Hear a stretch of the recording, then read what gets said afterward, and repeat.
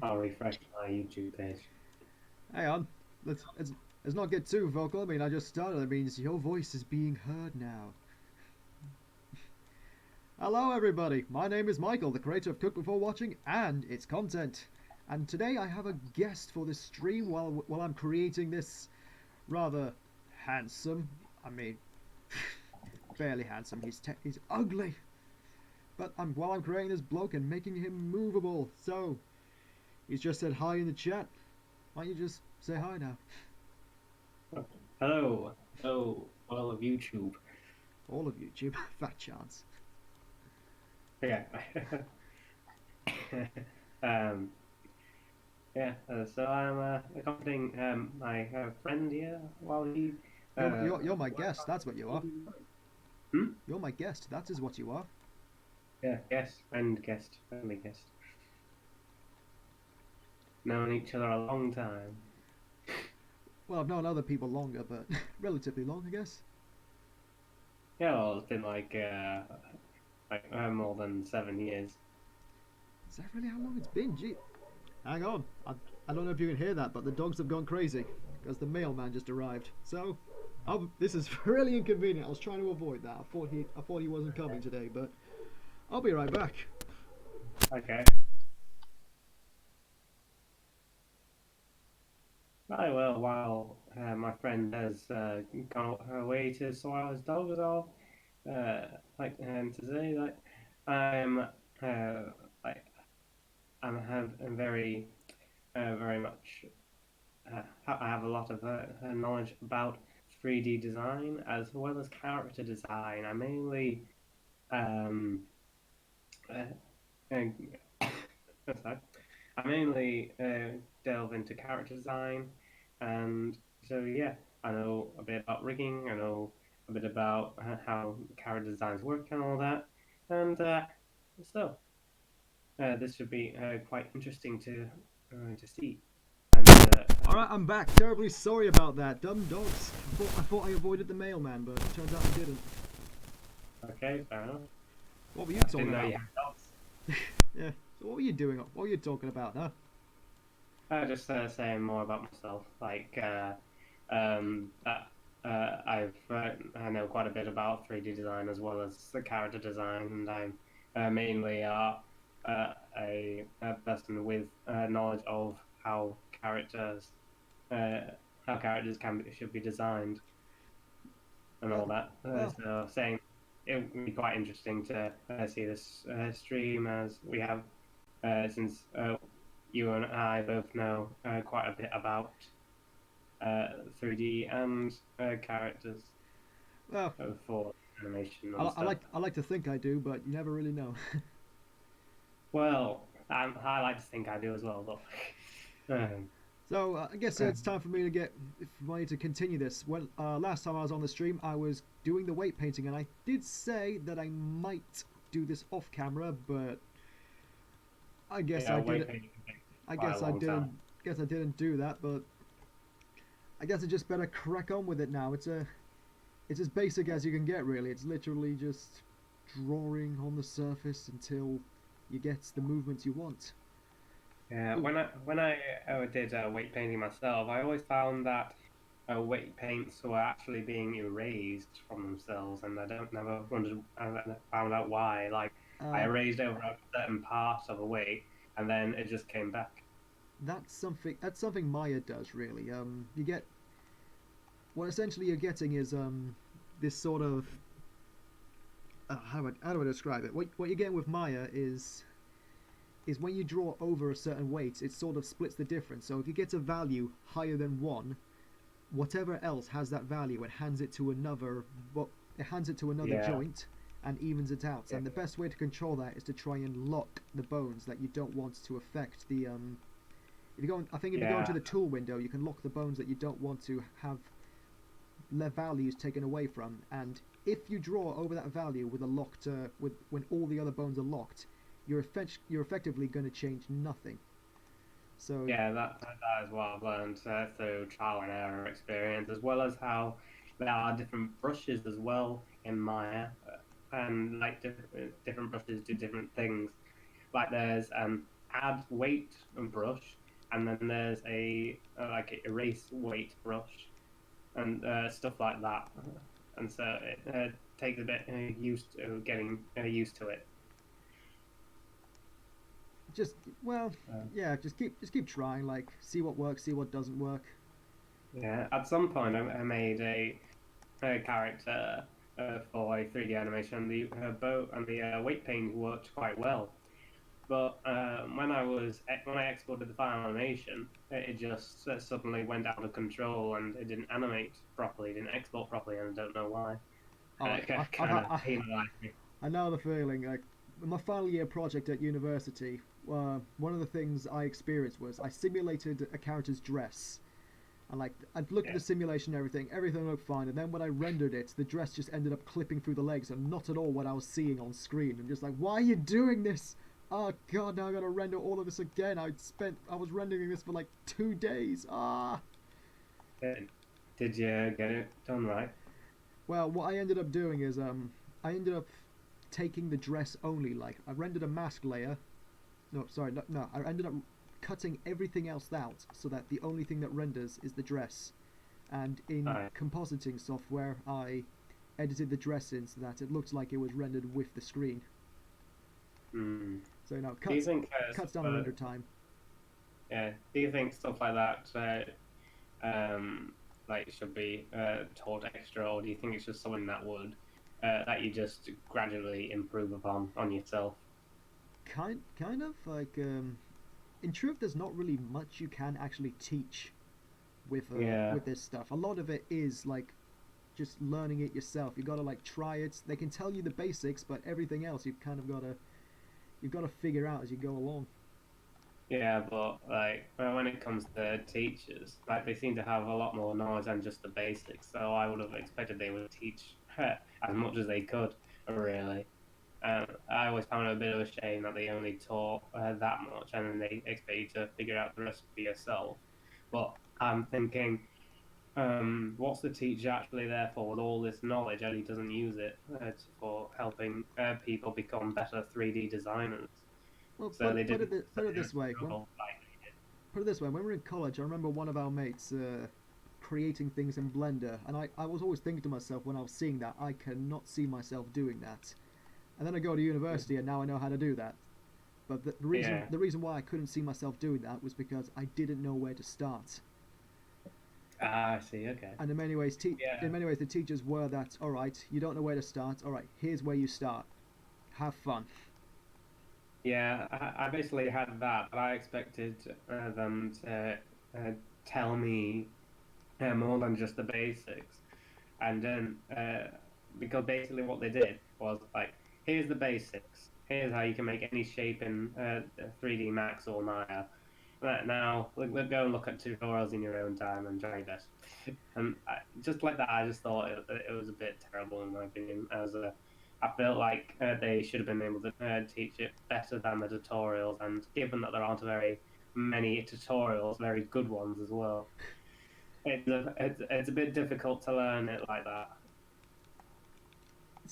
I guess. In the end, I was kind of given the same trading regime, but because I wanted to like improve myself a bit, like I looked for or thought about it, look for different ways. You can sometimes learn specific tricks, like if someone tells you like a specific trick, like oh if you do this on this software, you'll end up with this result, and if you know about that trick, you can think to yourself, how can I apply that trick to make certain things better? Because in the end, Mm. that's all a tutorial's really going to teach you. They're going to teach you like the basic trick, and then it's up to you to decide how you utilize that trick. Yeah, basically that's it. But the truth Uh, is, there's never one way to approach something. There's always like loads of different ways to do it, and you've got to yeah, source what's the best way for you. mm, yeah, that's absolutely true. It's like if anyone would be watching this stream for like a tutorial, I'd say don't go off mine alone. There are loads of ways to do this. Mm. Yeah, you need to find many different people, watch many different tutorials, and like compare which has the best method, really.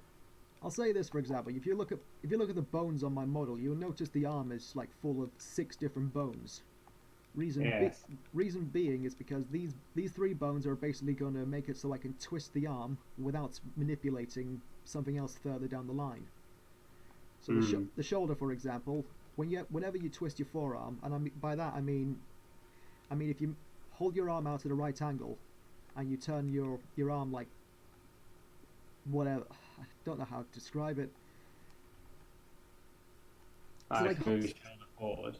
say like hold your forearm forward so that it's at a right angle but it's aiming forward, and then like roll your forearm to the left so that it ends up or to the right, whichever arm you put out, so that your forearm is now against your chest.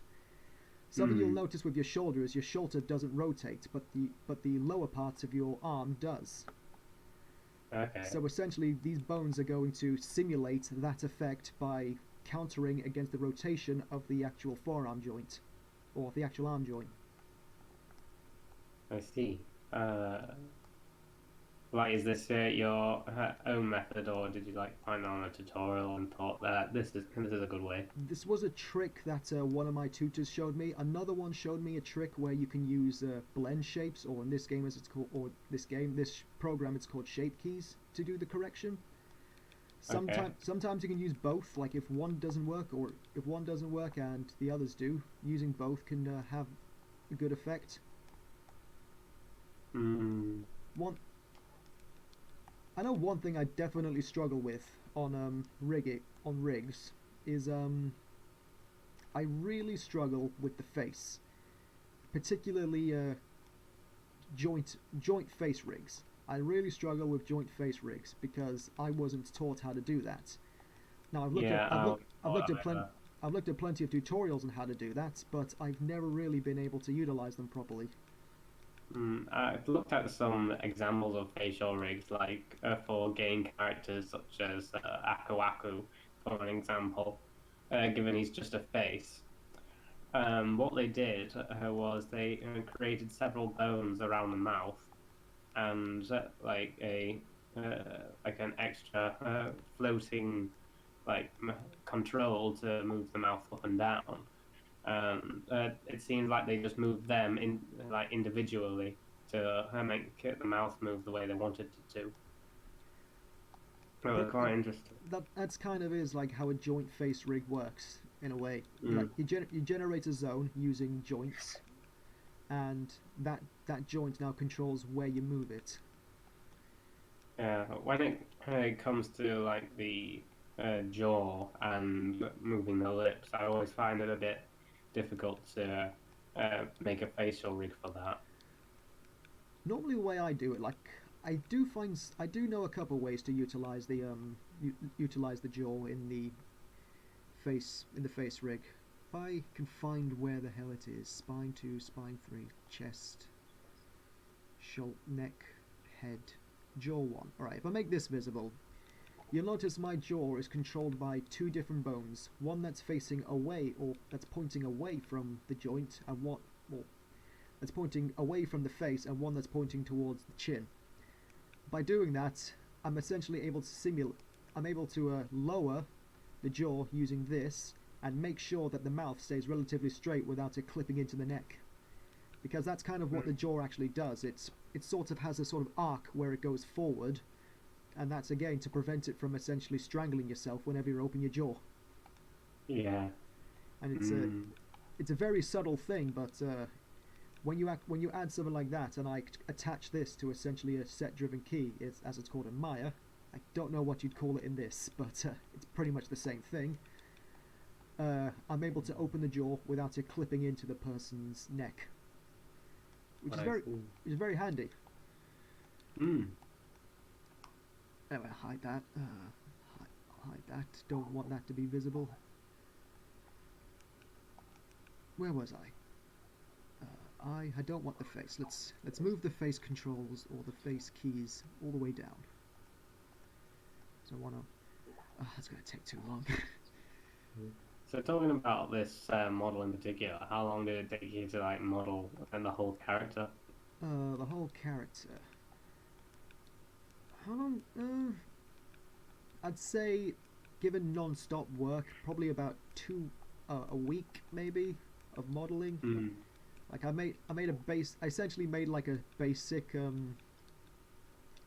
I made a basic model of the body in Maya or Blender or whatever. I think it was Blender. Yeah, it was Blender. I made a basic model and then I took that into a sculpting program called Sculptress, Yeah. which is basically just a free version of.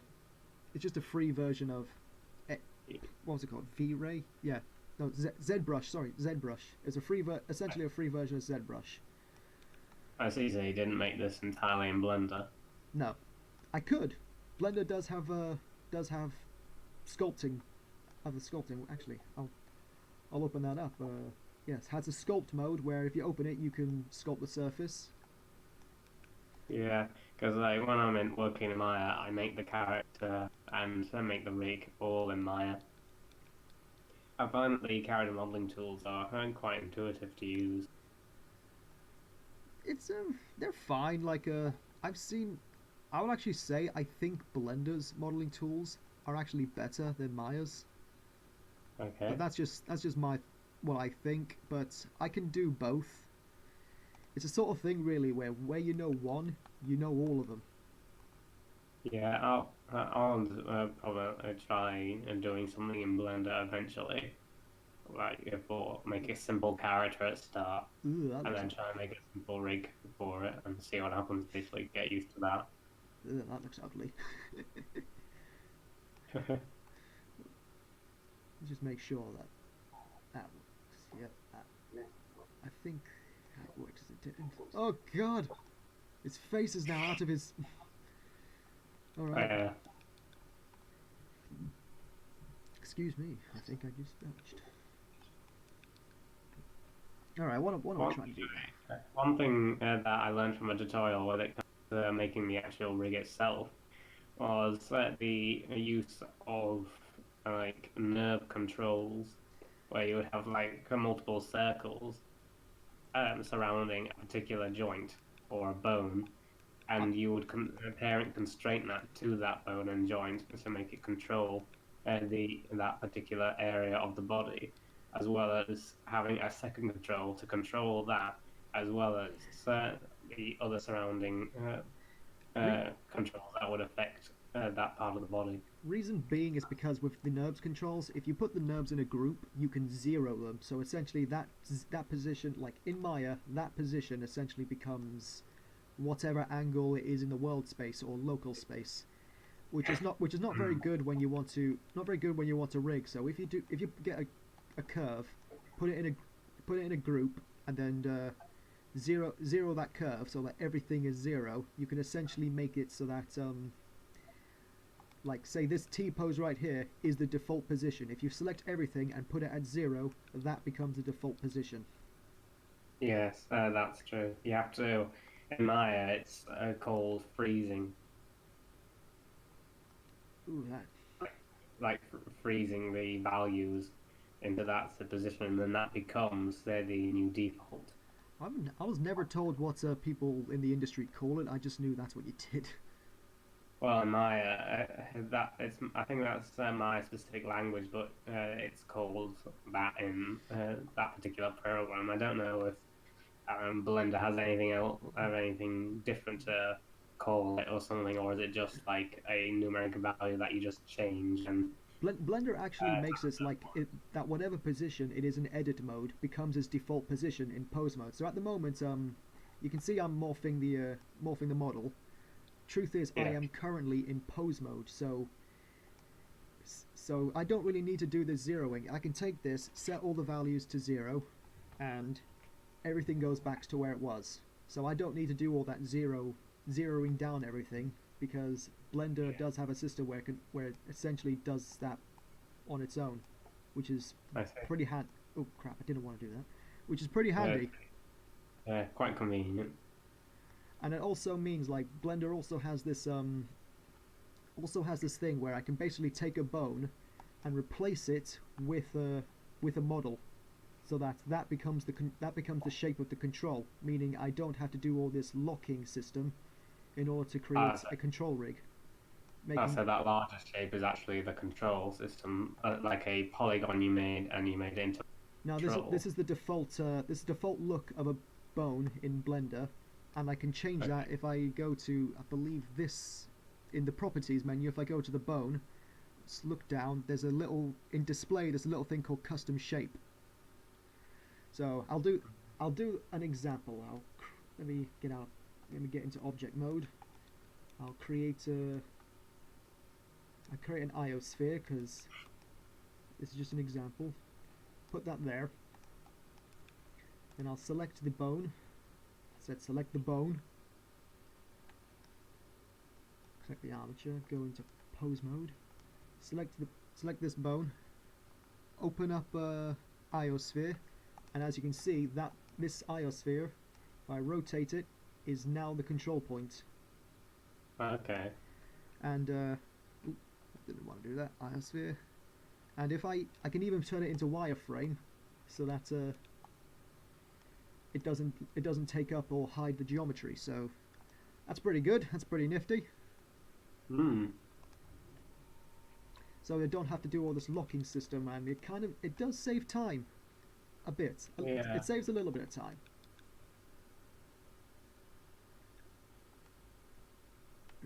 Wait, let me get into there. I was animating in Blender anyway. About the same, really. Again, it's another one of those things that you can do it in one, you can do it in all of them. Hmm. I do think Blender's rigging engine has a little bit to be desired at some places. Like, I kind of prefer Maya's, if I'm to be frank, but at the same time, Yeah. Blender does have some of its values. What was I looking for? I'm in the wrong menu. Yeah. Maya is said to be the best, like at least one of the best applications to use for animating. But like 3ds Max is known to be like the best for modeling. But I've found that Maya seems to be a bit easier to use when it comes to modeling itself, because it shows more hotkeys based than like menu based. I mean, so is Blender. That's why I prefer Blender's modeling over Maya's. Mm. Well, it seems to me that Maya and Blender seems to be quite similar to each other in that perspective. Maybe, I mean, Like, Blender's I just trying can't to. say probably like as good as each other, but like they work slightly differently in control systems. Like when I was in Blender, I couldn't figure out a lot of the control because the hotkeys are quite different. Truth is, like, I do tend to sometimes forget some of the hotkeys, and you can do functions in menus, like, you don't have to resort to hotkeys, so if you prefer menus, you can do menus in Blender. It's just a matter of finding where the menus are, because I gotta admit, Blender's menus are a bit obscure. Yeah, I mean in Maya, it can also be a bit of a pain when you're looking for a very very specific tool. Like for an example, the weight painting toolkit. It's not in where you think it would be, but in a quite unusual place. Like it's in some sort of tools, like box, but like a what do you call it, like a tool tab, and it's not like where it says like paint or something. It's something weird like that. I can't remember exactly, but it's something like that. Sorry, I just got a little bit of focus there. Maybe, but it's just it kind of is just a learning process. Did I name these the wrong order? I think I did. One thing, one thing good about Maya is that if you press the space bar, you get like a sub menu, and that menu shows you all the tools in a better position, so you can find it a bit easier. I always use that, and it's quite fast, especially when comparing it to having to drag the mouse all the way up to the top of the screen in order to use the menu. But you can make the sub menu appear anywhere by just moving the cursor and pressing the spacebar. But one thing I that don't think I ever made use of that myself. hmm, I don't know if Blender has anything like that, but I find it quite handy. I don't think if that's what's if Maya has that, I don't think I've actually ever used that. Mm. But I would suggest using it because it does speed up the modeling, as well as when it comes to actually merging vertices with each other. Oh yeah, merging vertices in Maya is a bit annoying because you got to go for like two menus to do it. Yeah, like if you press spacebar, then you just need to click one tab and then you scroll down to merge. But I wish that they had a default hotkey for it, so that you can just like I don't know, like uh, Control and M or something like that. It will be a whole lot faster. I never really did it like tamper with the hotkeys, but maybe I should try next time. I think the only thing I actually ever put in that menu was this little rigging tool known as Comet Orient, which is basically, how can I describe it? It's basically this tool that's been passed around by artists, a little script written by I have no idea who, but they call the software or the program they it's pretty much just named Comet Orient, and it's very handy for like getting the angles of your rig right because mine's a little bit mine's a little bit shoddy in making the angles of your bones the way you want to. For example, that is one thing I think Blender has over Maya. Like, it's very easy to angle your joints the way you want it to. But Mm. but Maya, it's like you've got to use like a special script or manually do it, which takes ages in order to do that. I never really experienced that myself. Like like a joint or a bone being rotated wrong. I never really experienced it. I get it all the time. I have no idea how you're not experiencing it. Tell me your tricks, senpai. I don't know. It just seems to work. It's just when it comes to weight painting, I struggle. Rigging's easy, but it's just weight painting, Takes a long time. especially in my when it comes to weight painting, getting used to the lock system. Gotta lock absolutely everything. But Okay. But by the way, I see that you have like what do you call it? I've forgotten the name.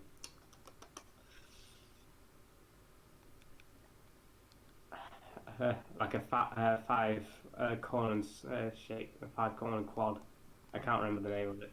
five column Like quad? You mean this little hexagonal shape? It's I basically, like in the back of the shoulder. I mean, I've got it on pretty much all sides around the neck. That's the merge point of the neck and the arms and the torso. Let's see. I just call it a star. But like I can't remember what it's called either, but it doesn't really matter. It is what it is. like it's there just underneath the underarm. Like when I was at uni, they said that to not never have that because it bends the geometry weirdly. It's I mean, you're and not wrong really there, but if it's in a position where you can get away with it, it's not really that big a problem. well, that's also true. But like when it comes to like for example game engines, changing everything to tries, it tries its best to turn it into a try, but ends up making like I think two smaller tries, and it ends up distorting the model the wrong way, and it probably will be able to be shown during animation. But like you say, if you can get away with it, then good, great. Like if it's not underneath the arm, like directly underneath the arm, it wouldn't be much of a problem because you won't be able to see that. That's kind of the big thing with like modeling for rigging, is like what can you get away with? Like, would this be fine?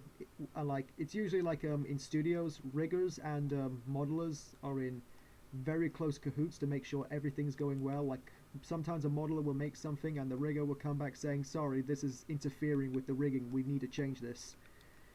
Mm, one thing that I've noticed that especially in game companies, that the rigger and the modeler are the same person, depending on what company you work for. And I just keep thinking that's quite a bit of responsibility for like one person, especially when both things take like a long time to do, as well as if you are the modeler and the rigger at the same time. Um, I you, mean, you, I can believe you that. you may have like two different, like you may just get one person where he has like more knowledge in 3D and less knowledge in rigging. Whereas if you have two people doing it, then you would have two people who know one thing more than the other. I always find it's beneficial to have two different people, regardless. Guess it's a matter of perspective. I mean, I'd love to have multiple people, but I'm I can't afford to contract. Yeah. One thing I would love to do is like a collab with someone towards a project where like an animation project or like a small game project or something where we make 3D characters and animate them and like create some sort of short story and then uh, like share us online or something and maybe it'll get noticed and we can also put it into the to our portfolio sorry into our portfolios It's fine. um It's finding uh, it's finding the right people in the end, isn't it? yeah. But like if for example you and I did something like that, it would show that we have actually collabed with people as in like a team. That's one big thing that companies really look into, the teamwork of people as well as how they work individually. Well, making big projects or making big games, movies, whatever is. Oh! Sorry, my arm Oh, just did something crazy. I, uh, maybe I should try to like. Ah! No! No! No! No! It's too no, too terrifying. Where is that? Where is that happening? that's happened to me a lot. Where is that happening? Is it because this hasn't got it? Let's just do that. I have no idea where that is happening. Like when it comes to 3D paint, like painting in Maya, I found that when a body distorts like that, it's normally on a very obscure joint. Like it could be like, for example, the foot. It's a joint that hasn't been. It's a joint that hasn't been manipulated. I get the feeling it's the shoulder, judging the position that the vertex is heading, but I do not see any control on the shoulder from there. So, Yeah, uh, let's let's do this a bit. I always found that if the model's distorting way too much in one area, and I see where the joint's being manipulated, I find that it's probably easier just to undo the paint and then repaint it. Okay, now this has nothing affecting it. That's what's making it do now. Nothing is affecting it, so I need to give it some effect. Let's just max out this. This should fix the problem. Hmm. Ah! Didn't want to do that.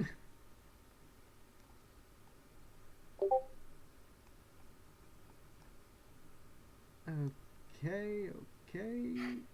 I think let's just make sure I got that. Nope. Make sure I got that right. All right. That should have solved the problem now. Let's see. Okay, so it's just the problem of it not being influenced. Yeah. Okay, There's a big. that's something I I gave know. you that's a big difference between Maya and Blender. It's like influences can go beyond one. When Maya doesn't allow an influence of like say 3 different bones to go beyond one, it would always split the difference between the 3 of them. Blender does Hmm. allow it to go beyond one, which can kind of be a bit of a double-edged sword in a way. Yeah, Because and the I one mean like all programs have their ups and downs. So now, what think I want to do is I want to get a good rotation. So, how am I gonna do this?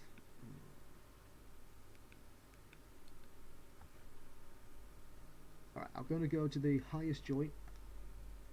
I'm gonna shrink this so it only affects one and max out this. And now I'm gonna have to do some maths. Let me just... Nah. Ah! No! Alright. Bad idea there.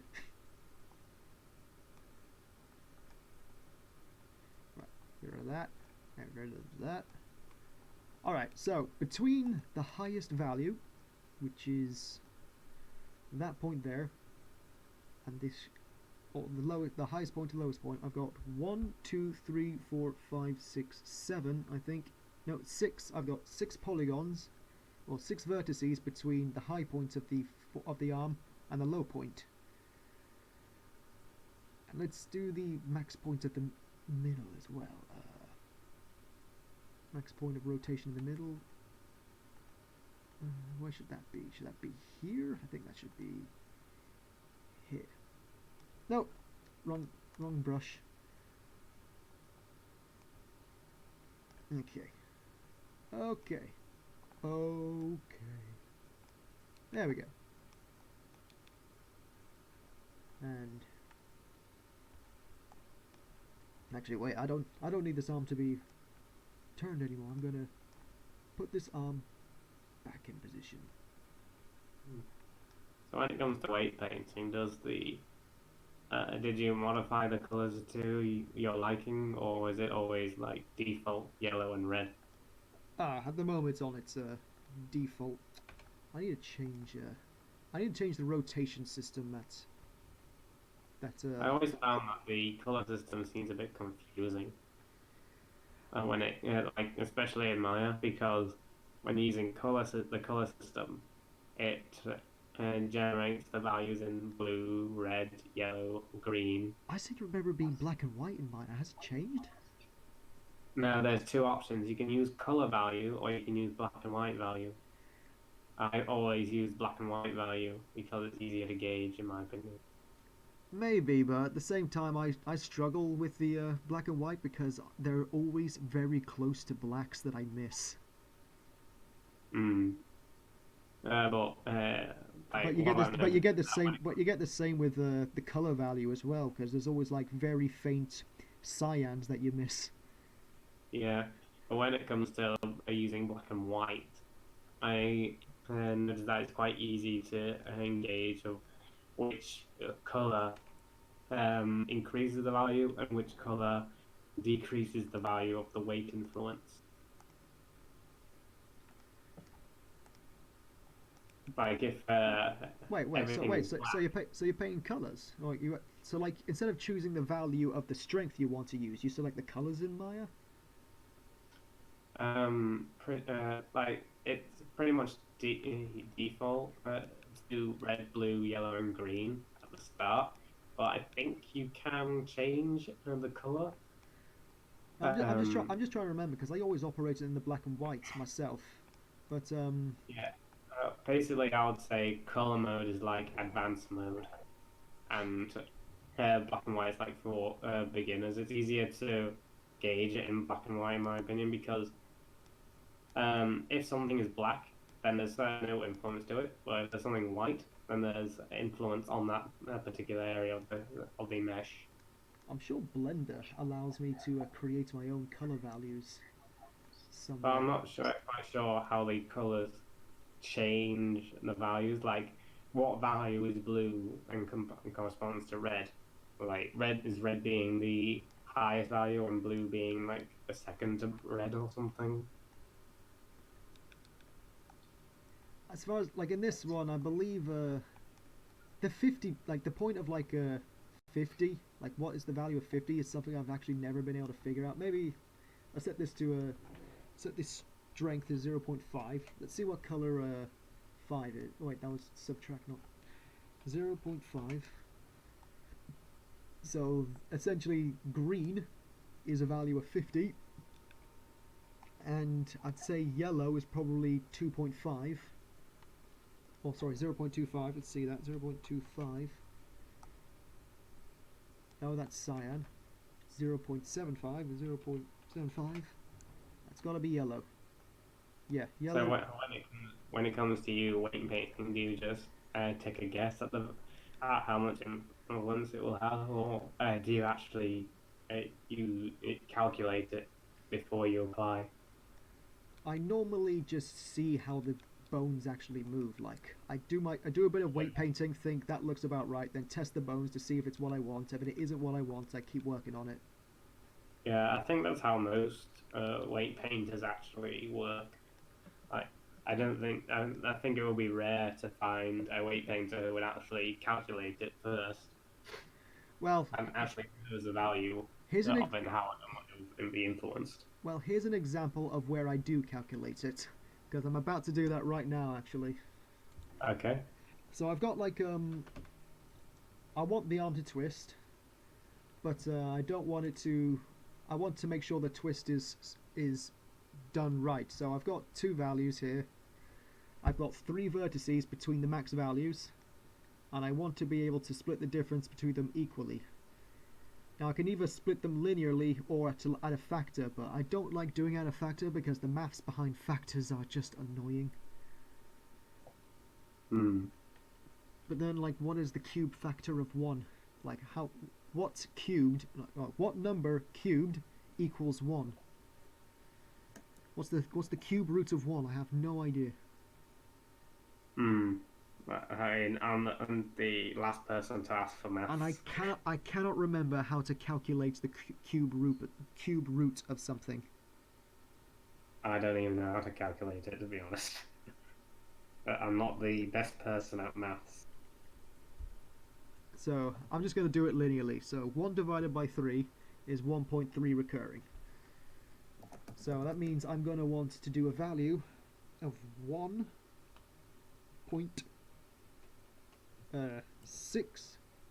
No, wait, this is only going to give me two values between 1 and 3. Okay, I want to do a factor of 4 actually. So this is good. 0.75. All right, this is an easy one actually. Since there's three vertices between them, that means that's a difference of 4. And so all I need to do is divide it 1 by 4, which is easy. I'm lucky this time. Oh crap, Hmm. that wasn't good. I should try and mind my language. Anyone could be Well, it watching depends what type of personality you want to be on YouTube. this.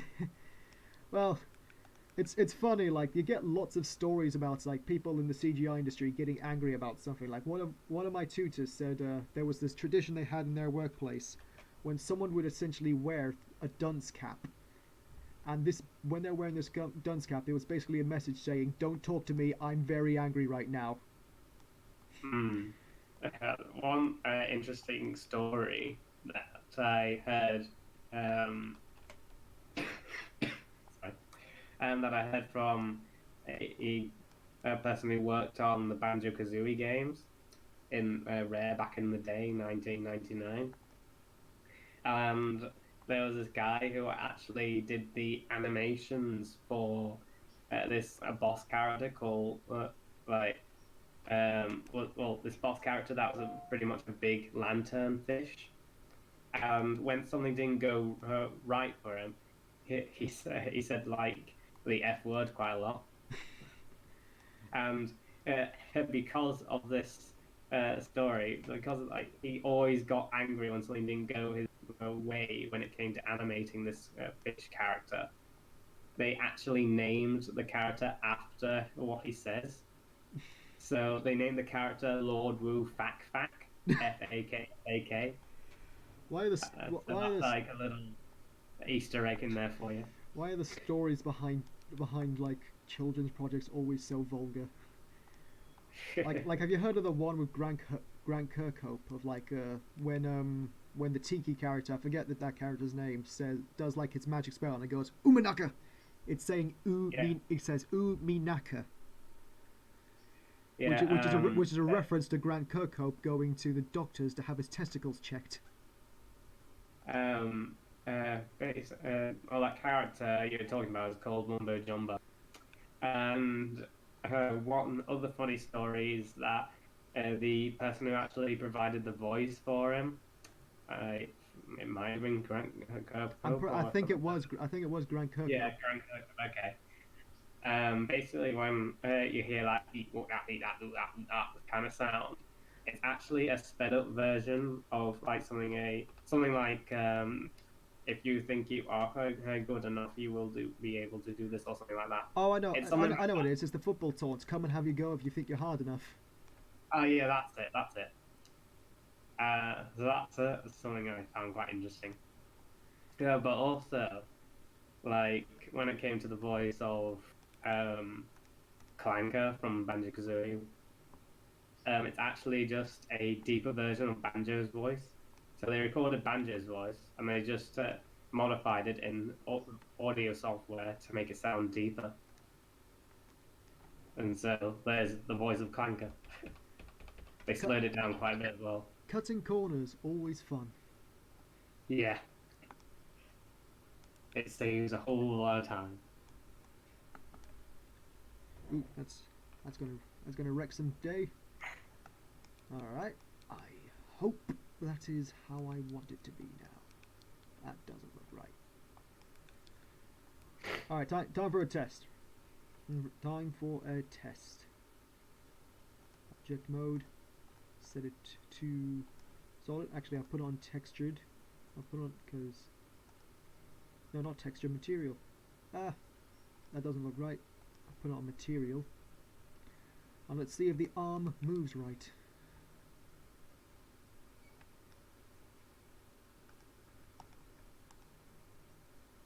Oh, I didn't go into edit mode or pose mode. So if I'm correct, it should rotate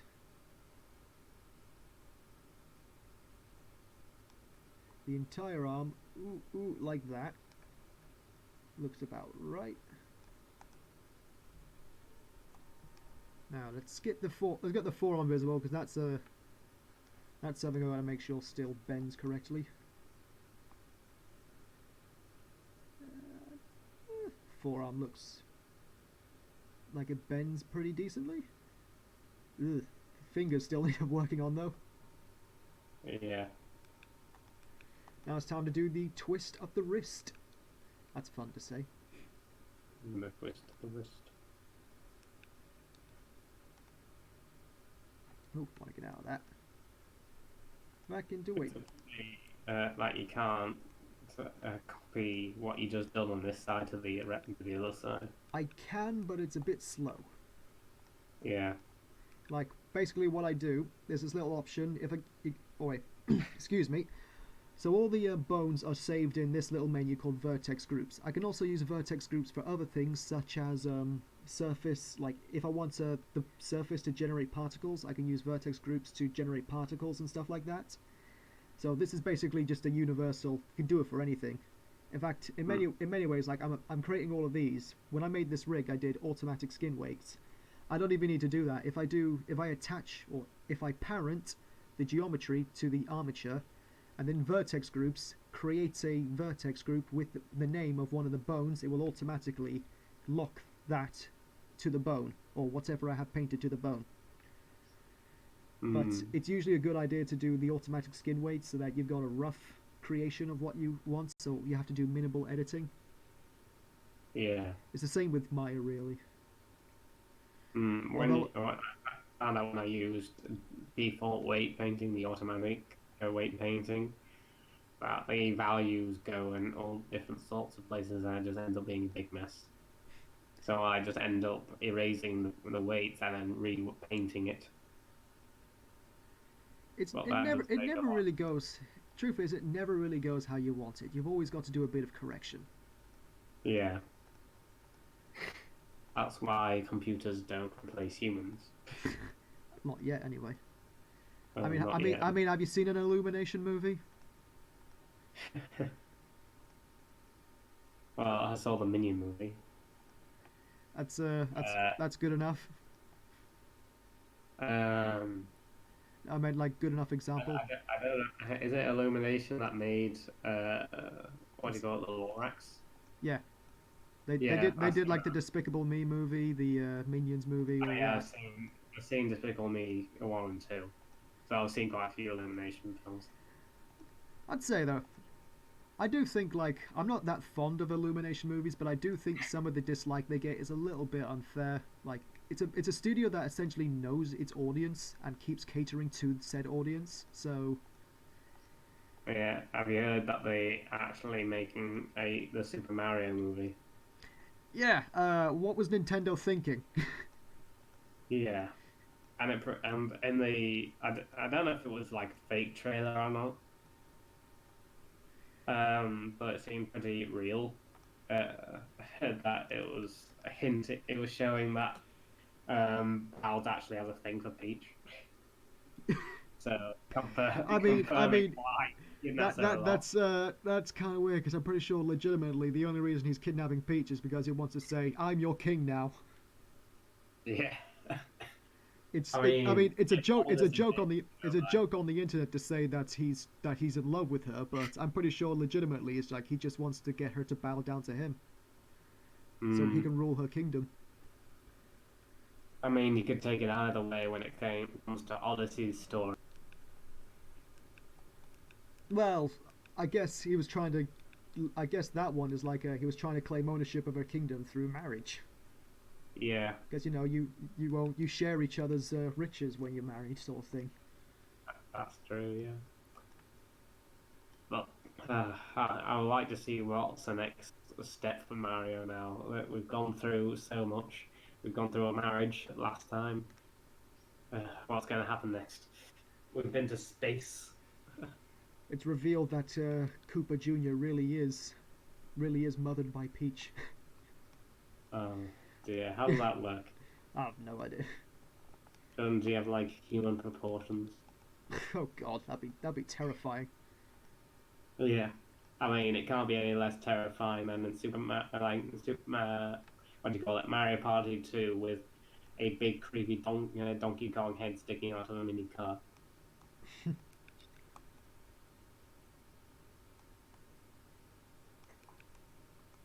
How long have I been going? I forgot.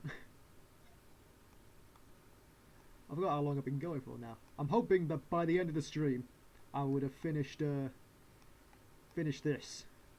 Yeah, The way, you've been going on for about 2 minutes. at least the weight paint, because I know weight painting's slow, but Sometimes weight painting can be actually soothing, kind of like UV mapping.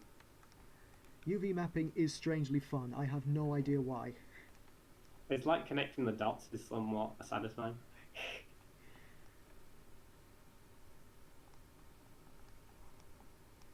But I find it funny because like there's not that much difference between weight painting and UV mapping, but it's just Mm. fun for some reason.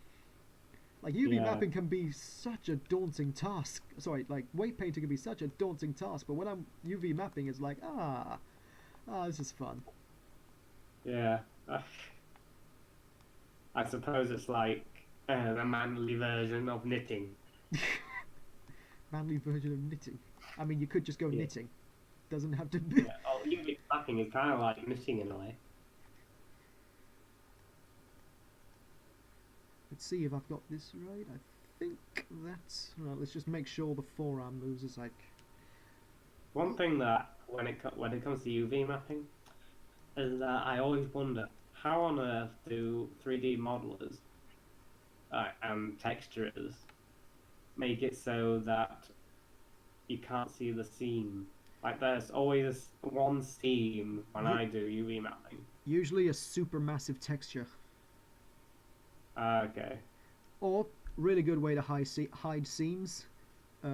Subsurf. No, no, that's not the word. Oh, what was it? I can't believe I've forgotten what it's called. Displacement. Displacement maps. Oh, we got someone in the chat. SCP player Samuel Min Pro says hi. Hello, player. Hello, Nice to see you. Uh, hello, welcome to the stream. Hi. I've got a small audience right now, so every person counts, and you are welcome. I mean, you're Yeah. welcome to the stream. I'm not saying you have to thank me for anything. I'm should have realised how that was coming off. Hmm. Where did I put my? Oh, that's where I put it. Duh. Oh wait, no, that's the wrong. It's that. I need to be in pose mode. I'm an idiot. I'm an idiot. I'm going to be saying that a lot. I can tell you that. Hmm. I find that I do things a stupid way at first. That's not right. That is not right. That looks terrible.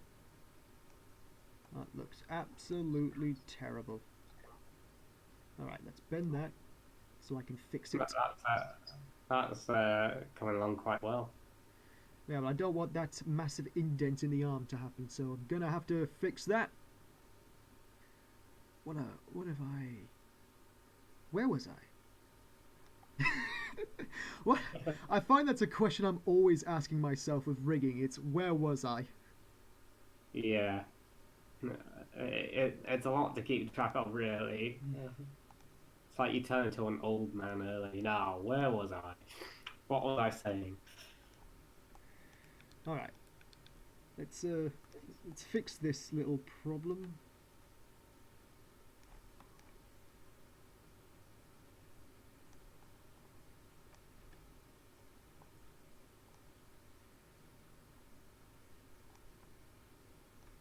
There we go. I think that's a marginal improvement. Alright, not a great improvement. Let's make it better. When I was weight painting a certain character, it only took like 5 minutes, 5 or 10 minutes to get the weight painting right on the shoulder. I was really pleased with it.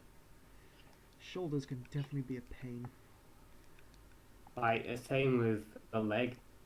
It only took like a very short time to get the leg right. I was really surprised. I just asked myself, how did I do that? I think that is ideal there now. Alright, everything else will be fixed with corrective blend shapes and stuff, so that'll have to do for now. Hmm. And to be honest, it's looking quite nice. Let's get this, let's zero, oh, pose mode. Let's zero this. You know, I really don't like the way Maya sets its rotation thing. I can fortunately change it, but it's got like this strange value. You've got X, Y, and Z, and this value called W. The default value of that, excuse me, is 1. And it's so weird to control. You've got value of 1, and like every time you morph it, that value changes, and like, what does it do? But if I zero X, Y, and Z, that value stays the same. Like, what is this? What does it do? So I What always happens if you zero it out? Can well, you? everything just goes back to 1. But if I like I always like to set everything back to X, Y, and Z because I just find it more comfortable. Like people tell me, oh, but this is this quaternion, or however you pronounce it, quaternion is better, but I just don't feel it. Like whenever I've tried to rig using this, I've always met some huge problems, usually generated by what I feel is that W value. It's Mm, a bit annoying. yeah. So yeah, I don't like it. You Blender experts out there can keep saying, oh, it's good. Like, sorry, I'm not convinced. I think it's awful. Oh, a player knows. What? Maybe the guy in chat player knows. I don't know. Maybe. Uh, Like, if you could tell me what's so good about it, please do, because I think it's terrible, and whoever thought of it needs to reprogram it or get rid of it. Hmm. Agreed. Okay, let's.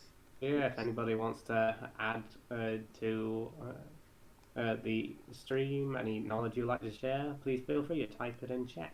We're all learning here. Yep.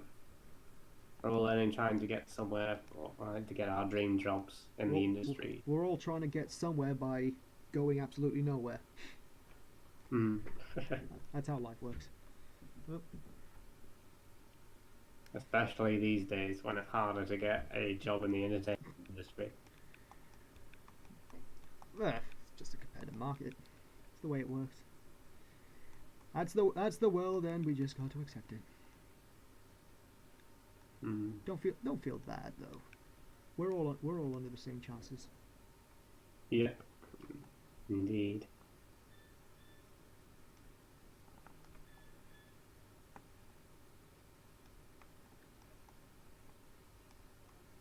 Hmm. Where was I again? That question. Where was I? It's always going to happen. All right.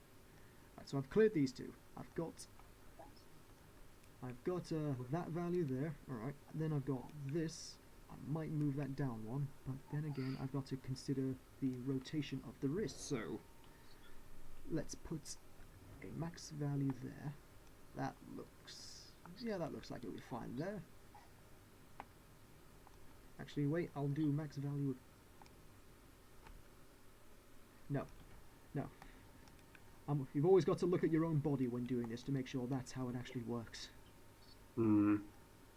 So that's Yeah, I use that for reference as well. So so that's 1, 2, 1, 2 between that, and I think that's 2 between that. No, that's 3 between that. Ugh.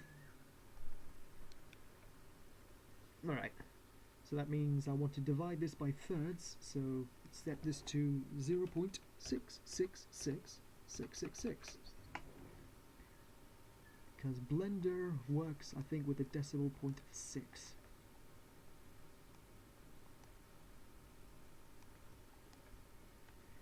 And then we want 333. There we go.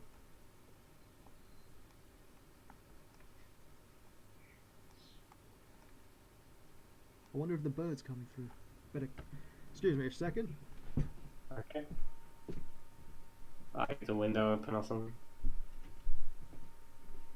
Just close. Yeah, pretty much. Just closing something. All right. So I've got that down. Let's go to 2. When I opened my window today, insect just flew in and it came buzzing around my ear. Really annoying. It was a hot day not long ago. So we had the door open, and Yeah, while I was standing in the kitchen, as the door's by the kitchen, suddenly this sparrow just flies in through the door, hovers there for like half of a second, and flies right out. And I'm just like, what went through that sparrow's mind? Like it flew and it said, "Whoop, not supposed to be here," and flew out. Maybe I just like the heat. I thought, nah, it's too hot in here, I'm going.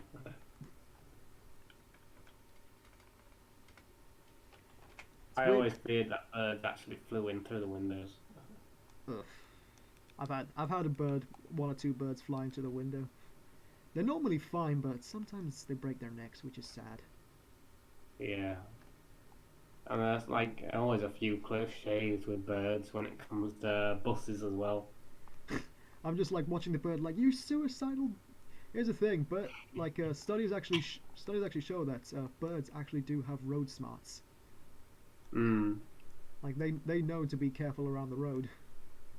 And usually the birds that get hit by cars are the ones that are kind of new and don't have their road smarts yet.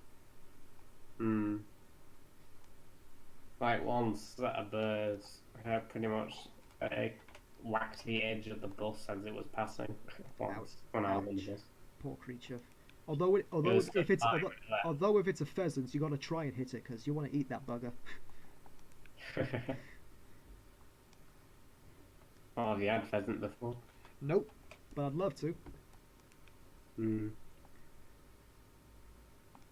Like, yeah, in Japan it's been quite warm today. It gets hotter than most places. I hear I had a very hot year last year. Last year. How hot it was. Do you remember that hot day? It was actually warm in Britain. Yeah, there was actually a sun. Do you remember the time when we actually got snow? Sun and snow? Unheard of in this country. What is that? Ooh. Well, global warming keeps going the way it is, then it's going to be a regular thing. Hmm.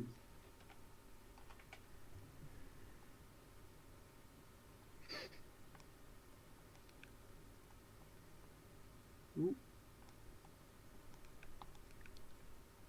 And done. This is always the hardest. This is always like the most time-consuming part for me when it comes to rigging. It's doing the setting up the bones so that they can twist correctly. Yeah. I always get like the satisfaction when the bone actually twists properly. All right, and set this to 2.5. 0.25. It's kind of bad that I'm actually working linearly because when it comes to like the forearm twisting with your wrist, it's more of like a gradual, like sort of not linear, factor, more of like a factor of thirds when you twist your wrist. But problem is, it's difficult to work in factors. Like I've using the default calculator on Windows, I don't think you can calculate cube roots. And if you can, I have no idea how to use it.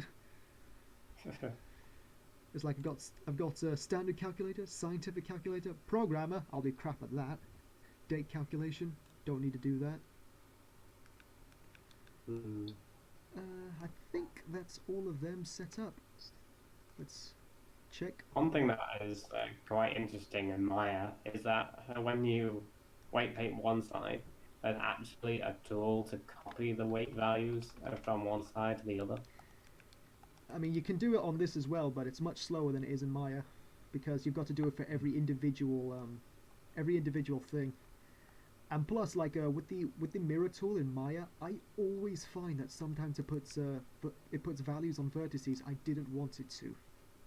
Basically, what I do to test it, I save the file twice in two different names. So if something goes wrong, I just have the other file to open up. Normally with I rigging, always, I normally, always do that when it comes to doing something that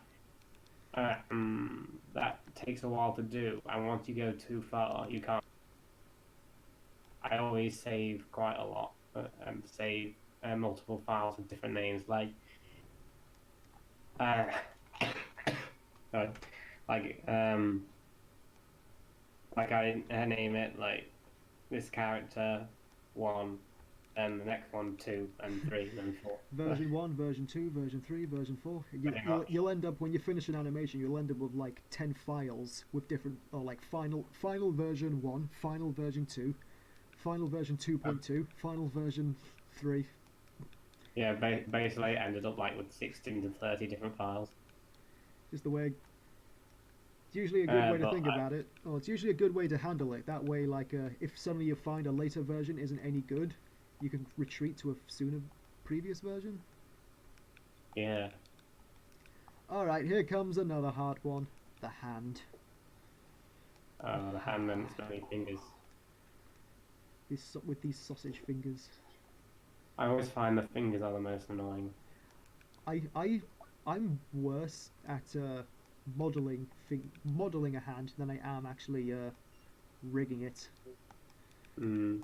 I only started rigging hands with one tutorial, and it was to make a hand quickly, and I just learned from there. But I always find out that I always make too many polygons for the hand, and it doesn't go properly. It's not exactly a bad thing to create too many polygons. Like, this might look like a lot of polygons here, but I've got another rig that I made that had too little polygons. If you don't have enough, you essentially end up getting this problem where the polygons start to morph and the fingers just look like they're getting thinner, and it looks terrifying. It looks disgusting, and like I try to avoid that, but another rig that I Yeah, have just has that, and it's a big problem that I don't like, and it's just like, ugh, it's so yeah. But ugly. one thing I find that I always seem to do is make a box hand accidentally. Like it doesn't look human; it just looks like a square. I mean, I'll admit But this looks a little bit boxy, but but I just suck at modeling hands quite often. and I think this one's looking quite nice. and the fingers are a bit thin, but I don't. Oh, it's not really a problem for this one actually. The fingers are a bit thin. I think it actually I think it kind of works with the character now that I think about it. The fingers being thin here. Well, when it comes to that character you saw that I last 3D modelled, that it was the less it had the hands that were the less boxy. It was more or less like this, like what we're seeing now with your hand. It was like that.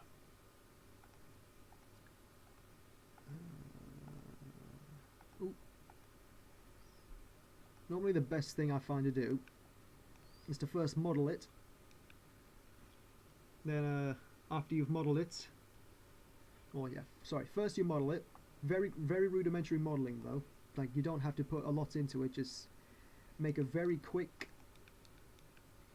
model. Doesn't have to be very precise. And then once you make that model, take it into a sculpting engine, and you should be able to create more accurate sculpts essentially. Yeah, I've never really used sculpting engines before, but I need to start using all these different types of programs. Well, it's usually a good.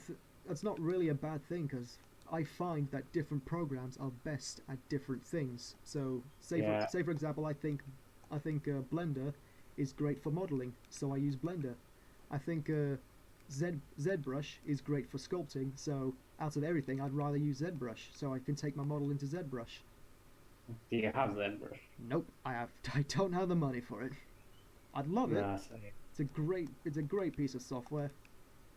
I've never used it. Like the university I went to doesn't use it, and I was a bit annoyed about that. What makes ZBrush like such a great sculpting software is it's got this what can I say? It's got this little feature in it called Dynamesh, and that basically does. What it basically does is it re-topologizes your sculpt, and with that, so it re-topologizes its sculpt with quads, so everything is a square, and it does it so precisely that you can sculpt and there will be no artifacts or fireflies or strange topology glitches you'll get, and you can essentially subdivide your mesh without it getting these strange like a single vertice that has 9 different attached other vertices to it, which you often get when you're when you subdivide your mesh. But with Dynamesh in ZBrush, you could remesh it with Dynamesh, and also increase the resolution of your topology. So you don't get those like little bits when you have 9 different polygons all attached in the same, or 9 different vertices all attached to one vertice. So you've got like strange artifacts happen, and it's great. It's really good. I see. When I was looking into some people who actually worked on the Ends Danger, like this 3D modeler, he worked on Papu Papu and like the Komodo brothers and like a lot of villains basically. And it showed that he used like 6 different programs to make one single character. Like he used Maya, he used Photoshop for textures, he used ZBrush, I think like he used like like another Maya program like Mudbox or something for more detailed textures to take the textures further. I hear Mudbox is pretty good. Yeah, and I had 2 other programs I can't remember, but he used all those programs and just one character. So you can see how much you have to learn in order to be in the industry these days. It's not to me. It's not really too much of a problem to be able to learn lots of programs. Like I've said it. I'll say it all the time. If you can do it in one, you can do it in all of them because they all pretty much adopt Yeah, the that's same true. sort of. They pretty much all adopt the same functions. It's just a matter of learning where the buttons are. Yeah, that is true. I agree with that. But like with that process, it does take time. So you really have to commit to it with the time, which isn't really a big problem at all. like there's a sort of texture software that I've got my eye on that looks really damn good. Like, boy, you can really make some great textures and materials on it. Like, it's got like there's one little function I remember seeing where you can essentially what you can do is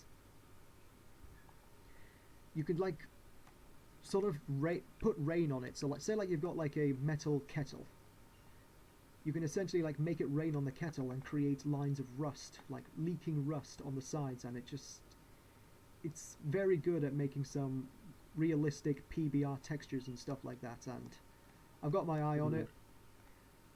Looks like a really good piece of software, and What's the software called? I'm trying to remember that. Begins with M, I believe. Maya.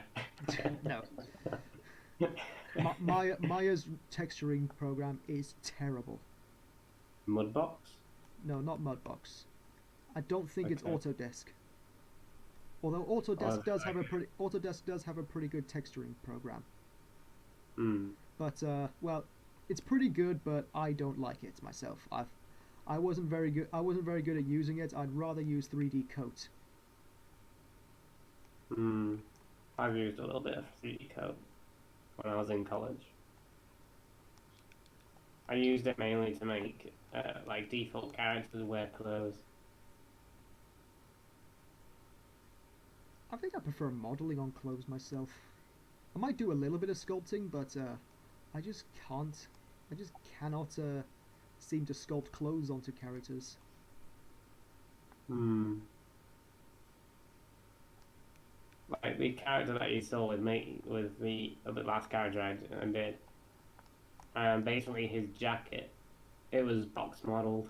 I took a box and I deleted the polygons, and I made the two sleeves come out of it, and uh, like curved it a little bit to make it a little bit more round. That was basically his jacket. Ah, I can't feel my wrist. It's happening. It's And happening. I'm having carpal yeah, tunnel. No, I'm not. the blood circulation's going, is it? Yeah, it's the way I draw. See, it's not. I've seemed to have a very unhealthy way to draw because Mm. it seems to block the circulation to my wrist. Uh, the main problem I have is that the circulation legs and feet. When I sit down and to draw, I get I get like pins and needles. It's really annoying. All right, I think it's gonna do there. Let's just make sure the wrist has a fist.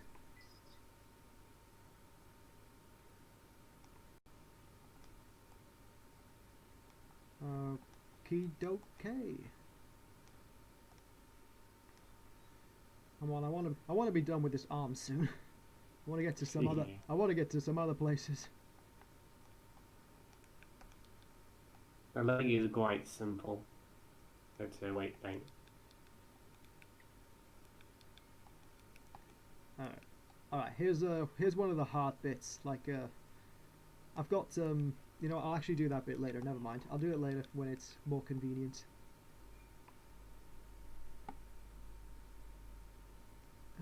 Do I want it like I do that? like it when the weight paints look so smooth and it actually just fits around the body. It just looks really nice.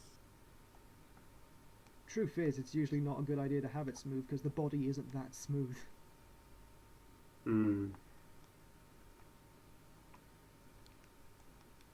I might have to keep working on the shoulders later because I don't think I've actually put enough attention into the shoulders. All right, here we go. The the nightmarish parts. The fingers. Du, du, du. Let's start with the thumb. All right, I'll move the. That looks terrible.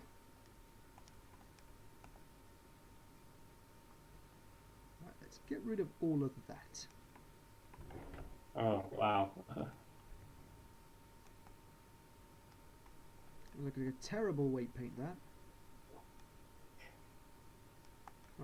Then what I'm going to do is I'm going to move the thumb so that I have a reference, or a good reference on how I want it to move.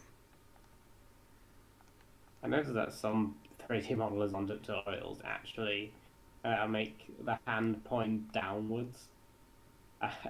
And I see that you have a bit of struggle putting the rig together and your hands in not a flat position, but at Yeah, an angle. I always wonder that. I always wonder why, like, I guess it's just a modeling thing to have the arms, like, at a more resting position.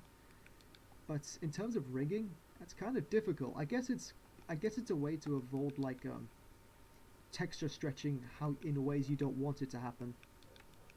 Yeah, but T positions are the best way to add a rig because it's flat. It's hard to say, really. Like, what it... Ooh, oh, God, I didn't get out of... Wait, I didn't get out of pose mode for this. Out of pose mode. Wait. And... Alright. Let's do the thumb! One of the most nightmarish parts on the human body to rig. Hmm. I always find that the fingers are the hardest part. And like, it's always the fingers. Like, they always deform in a weird way, and I don't know why. Speaking of weird deformations, what the hell is that? Hmm. What's driving that there to do that?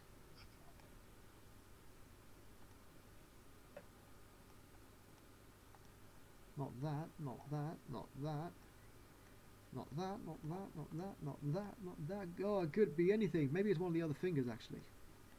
Middle, index, middle. Oh. Yeah, I find that the fingers really influence each other. And you have to go through each of the fingers first before actually adding more weight paints. Oh, disgusting. No, I'm going to actually clean the fingers. Like, no weight paints in any of the fingers. Yeah, so that's how I normally work. I just erase everything from my fingers because the program always gets it wrong. Well, it's a computer. They're not perfect. The human brain's more advanced than a computer. Hmm.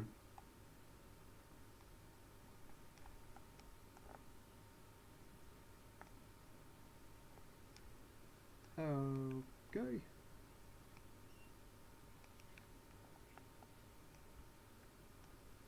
I've already done that one. Haven't done that one.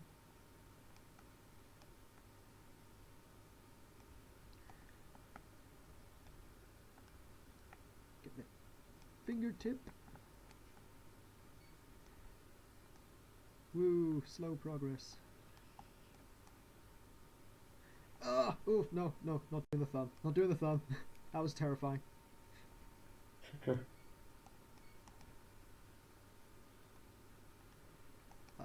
Shall I get rid of that for now? Maybe I'll get rid of that for now. I'll put it back in later.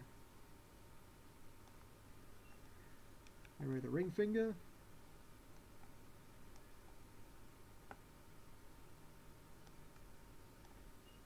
The ring too. Hmm. Is it very laggy on your screen? Yes. I see. It's not just That's not the stream. That's me. it seems very annoying for it to lag like that. You get used to it. Hmm. Like when I did it on Maya, it didn't lag for me. The monitor's telling me it's going to turn off in 5 minutes. Don't do that, please. Yeah, you could change your sleep menu options. I don't know how to do that on this monitor. That's why Isn't it? It's usually just with Windows, like no. This is not. It's not on Windows. the It's not Windows telling me to do that. It's my monitor. I see monitor. I see. All right. Now I can do this peacefully. I don't see why it always tells you that it's going off in 5 minutes when you're clearly using it. Hang on, wait, there's still something influencing that, and I have no idea what. Am I going to have to look through them all again? I am, aren't I? Alright, let's do this. Not the index. Not the thumb, not the curl, not the ring. Oh wait, no. Ring still has some unwanted influence. Alright, not the ring. Alright, the pinky. What on earth is influencing the thumb? There's something there causing my thumb to bend back like that. I'm gonna have to look back. What the other hand? I'm gonna have to look back through the arm. It's not the wrist. The wrist isn't influencing it. It's not the. It's not the wrist twist. It's not the twist. It's not the shoulder. It's not the chest. The spine. Oh, what the? Where did that come from? What? I found the source of the problem. The weird one. Okay. Oh, I found the influencer. fine one. Jeez. Ugh, that looks ugly. Hopefully that's fixed it now.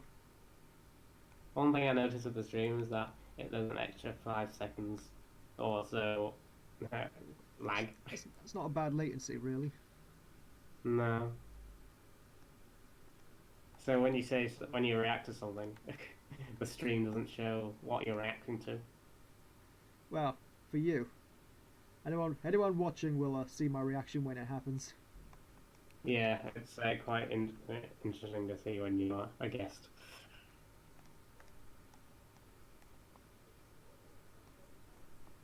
Ugh. Like when you're trying to interact with audiences like that when voice chat, it doesn't really work as well as you want it would.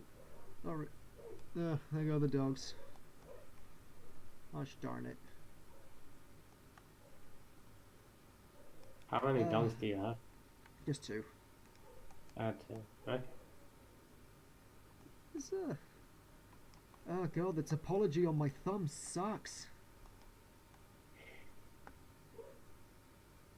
It's always the thumb. Well, the thing is, I just didn't know the best way to model thumbs when I made this one. And I know a better way now, but... Did you subdivide the polygons? No, I think I did, but that was because the model I made for the body didn't match the models or the... Oh, what am I trying to say? Didn't match the... Yeah, it didn't match the number of polygons on the arm. No, on the head actually. On the head, oh. Yeah, the arm and the body were all the same, but the number of polygons on the head didn't match what was on the body. So I subdivided the body so that it did match, because I was fortunate that the head was exactly half of what the body was. So, oh sorry, the body was exactly half of the head. So I was just able to subdivide it, and problem solved. But I always found that I make too many polygons by hand when it comes to attaching it to the wrist. Well, the topology in my hand here really does suck, but you know, what can I do now? What can I do now? It's Yeah, you've gone too far now. so I've just got to work with it and try and make it work.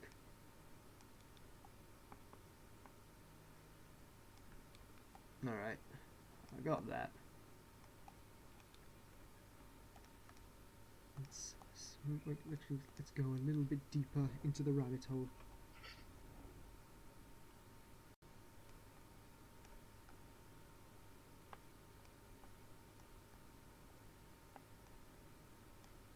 Ooh, it's getting hot in here for me. Yeah, it was quite warm where I am earlier. I had to turn the aircon. Forgot, was Japan in the northern hemisphere or the southern hemisphere? I'm not too sure, to be honest.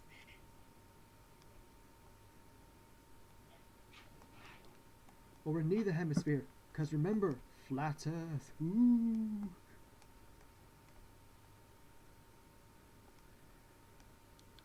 We all know that the round Earth is a conspiracy. It's flat like a pancake.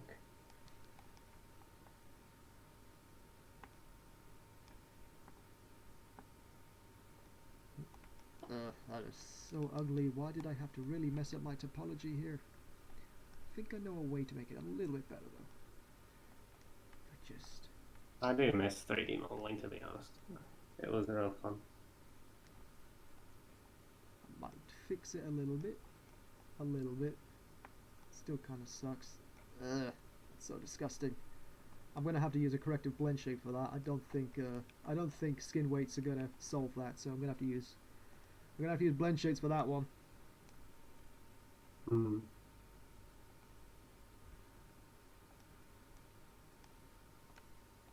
Sure, you should be able to correct it with skin weights. No, I don't think I can. The topology's too messy. Mm. It's not. Would you say you kind of rushed through the topology, or do you think that you just need to keep practicing with it? I just didn't know what was the best way to do the topology for a thumb. I know a better way now, but at the time, So how did you like model the thumb?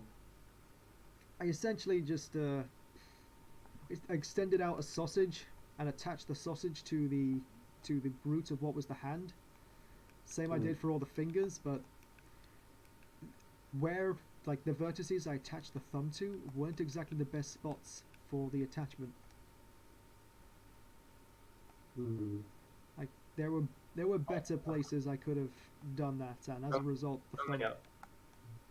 Something a lot of people do is just extrude the geometry out from the hand and work from there. You can do whatever you want with that regard. It's whatever works for you. Yeah. Okay, and thumb 3. So if you like extrude it from the hand, you end up with the polygons matching the hand a bit better, and possibly not like messing up the topology in ways that the polygons actually stretch too much.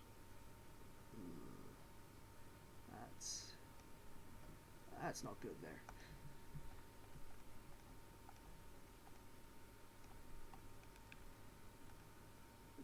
Well, it's trial and error in the end. Mm.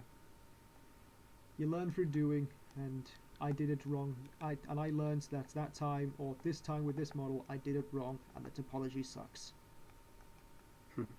So, essentially the lesson is, don't do that again.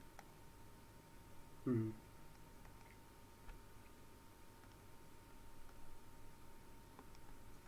Gonna have to add a little bit here. Ooh. Not that much.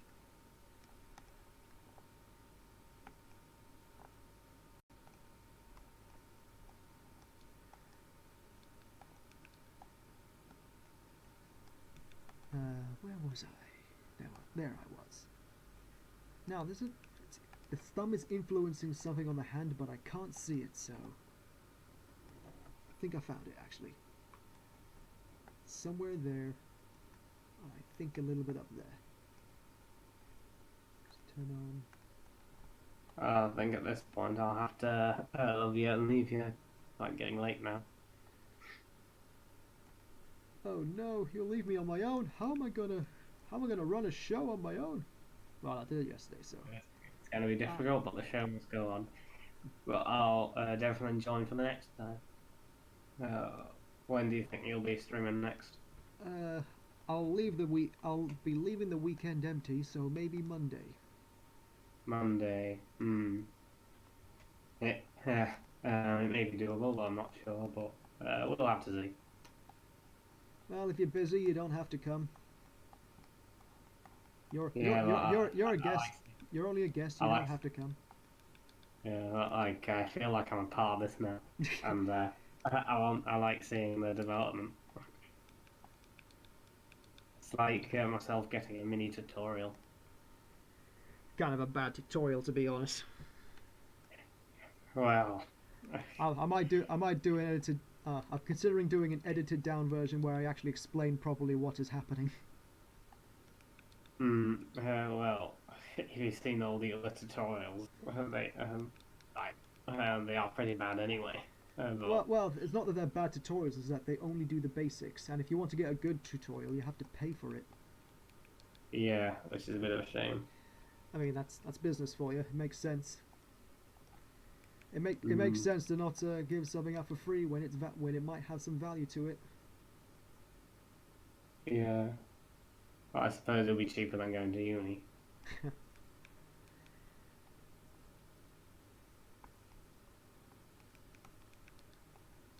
I'm still well, and here we are running from the student loan companies, and then when they find you, they'll strap you to a chair and then hang you by your testicles and demand your money. Uh, that'll be someday. Hmm. Fingers, one of the most annoying. But yeah, anyway, it's been fun. Nice talking to you, Mike. And nice that to see that somebody actually came into the chat and said hi. So, Well, uh, someone else said hi yesterday, but I missed that because didn't know how I was working chat. But now I know how I'm working chat. So yeah, well, that just takes practice with streaming. But the first time is always the hardest.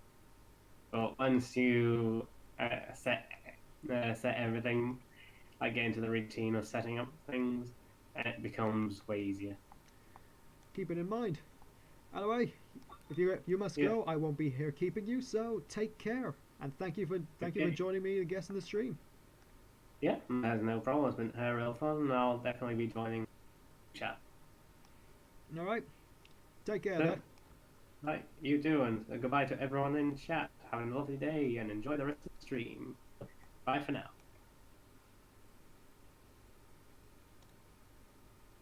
Lady's gone there. Okay. Well, let's close up my little discussion program. I'm going to take these headphones off because I think they're making me feel warm. All right, so it's just you and me now. It's just you and me now, guys. Well, and I hope you're enjoying so far. Well, I really do hope because this is real quality content. It's just minutes and minutes of me coloring a surface.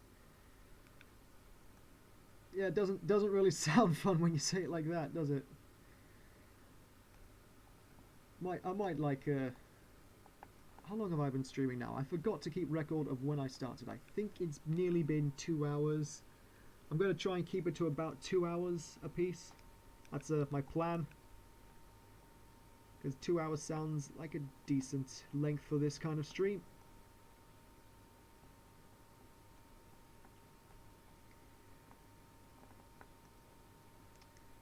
And let me know what you thought about what you thought about sort of guest sort of thing. I just because it's since I'm new at this, I'm not very good at keeping a show going, but you know, with time I might learn and get better.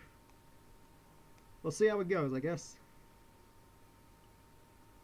I would like in many ways I would like to have a would like to try and get something where I'm answering a few questions because you know questions is a great way to get some audience engagement and audience engagement is always a positive.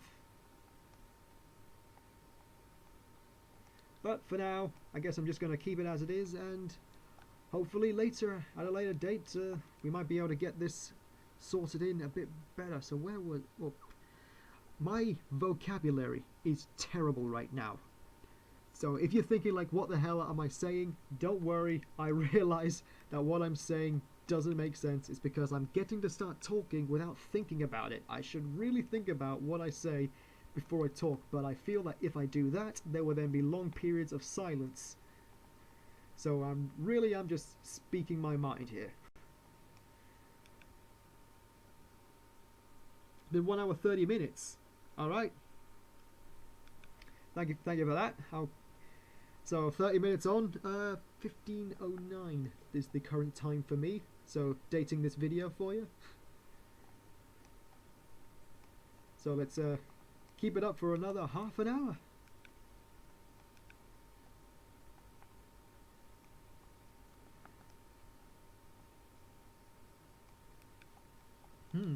Did I get that right there? Need to go in a bit deeper. I am really hoping I can get this arm finished before time is up, just so I can show how you can duplicate or mirror your skin weights onto the other side. Because I've talked about that a few times in this video, but I haven't actually done it. So it's probably in my best interest to actually get to doing that. But I've just got to finish these fingers first. Well, I don't have to finish these fingers, but I'd rather finish them. Just the way it goes. And I know some of you might be wondering after like a little conversation, like, so would you consider this a tutorial? Maybe. It's not exactly a tutorial. I'm giving you like sort of showing you sort of ways of like how I handle it, but to be honest, I'm not really directly saying if this is a tutorial. Oh, I'm not really directly saying it as if it was a tutorial, because in the end, I think I just want to making something. That's all I'm doing. I'm making a thing, and I'm showing you as I make it, and that can kind of be tutorial like, as it is a sort of showing of I'm reaching that problem again. I'm not thinking about what I'm saying, and then I just start blabbing out gibberish. I don't really know what to call it, really. Let's just call it a making. I'm making.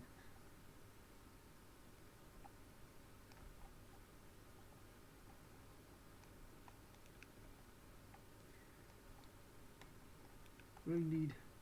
for the fingers. The fingers. I wouldn't say the fingers are tough to do, just annoying.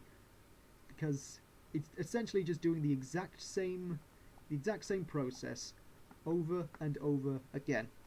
Whereas like doing something like when I was doing the controls for the arms, that was sort of it was a bit more involved, because I had to calculate the difference between each one, when in this one you can literally just do it by eye, and it's so simple, and it's that simplicity that makes it a bit agonizing to do, because you're just doing that simple thing over and over again. You're like, I want something different. But it's not really a big problem. It's easy to do, really. Unless you've got bad topology on the hand, which I definitely have with the thumb. The thumb topology on this model is terrible, and I should feel ashamed.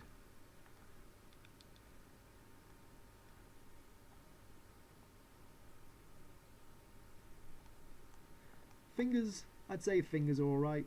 Maybe, possibly too many polygons, but because of the amount of like, you can get a lot of deformation, like unwanted.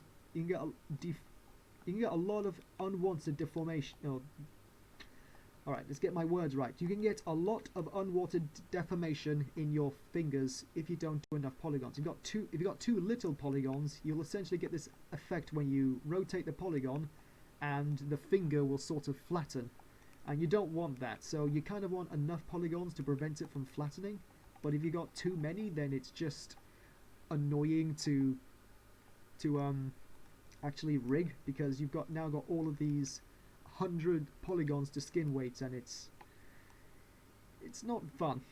You got to consider every vertice when you're doing skin weights. You really got to think about, like, alright, how is this gonna morph? How is this gonna change? The good news is like, in the end, you can pretty easily figure out how this is gonna work just by looking at it. But then you got like a couple more issues to consider. Regardless, whenever you make a rig, you should always test your skin weights, because that way you'll know it's working as you want it to.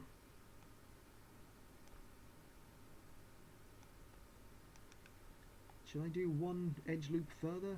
Maybe? I'll do this edge loop as well. I'll go one edge loop further. I found a good way to get a nice blend between certain skin weights when it's just a single pivot point is to essentially like oops, I did a bit of drawing, is to essentially draw a bit there, So like I'm on this edge loop, and then when I go to the next one down, draw on that as well, and that way when I use the blur, they should essentially blend together quite well. But make sure I'm blurring on the same 3 vertices essentially, to create a nice, to try and make it as even as possible. On Blender, the good news is you don't have to be even, because why don't you have to be even? You don't have to be even, because you can like you can essentially have 2 different bones influence the same region, which is a pretty good positive. You got like 2 bones influencing the same region. You can have like multiple different controls. It can give you the potential to create some very complicated rigs. Oh no, I did the oh no, I did that all wrong. Okay, there is a way to fix that though. Since this is the wrong one, what I'm going to do is I'm going to change this, or rename this, rename. Hang on, open it up there, mirror, rename, where is rename? How do I rename again? Reset default value, no. Oh, how is it you rename this? I can't remember. Did you just double click? Yeah, there we go. Okay, I'll set this to 1, 1. Set this to 1. And that even though it was controlled by ring 2, since I've changed the name now, that's now set it to ring 1. So I'll set just to ring 2 and change this to ring 3. I'll move it down a couple. And that should fix my problem. So now that it's controlled as I want it to, so I don't have to redraw them. Yeah, cheating. It's not cheating. Everything in CGI and 3D is a cheat. So if anyone's going to say, that's cheating, don't listen to them. They're being ridiculous. Because there's no such thing as cheating in cinema. There's no such thing as cheating in art. You can do whatever you want in art, apart from copy someone else's work, because if someone's got it copyrighted, that's illegal.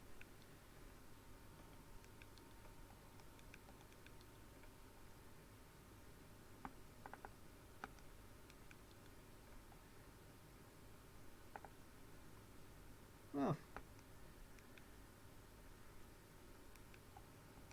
Okay, the final finger, and then I've got to do all the blurring. There's the time now. I've got time. All right, I'm making good progress now. Making good progress in time.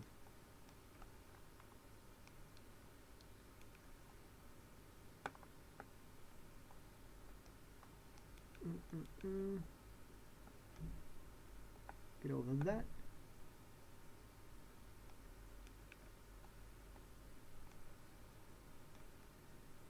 Let's get a little bit over there, so we've got a nice little angle. I guess the fingers are a bit bad now that I think about it. I feel like I should have an edge loop that goes around the knuckles there, and then sort of goes along that line there. I feel like I should have that edge loop. I don't have it, but I feel like I should. I feel like that would improve the topology of this finger so much better. But again, too late for that now. I'm too dedicated. I've got to work with what I have.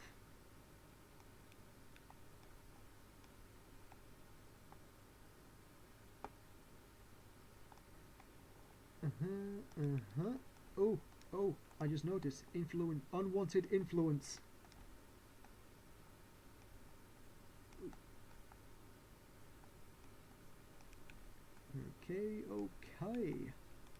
Okay.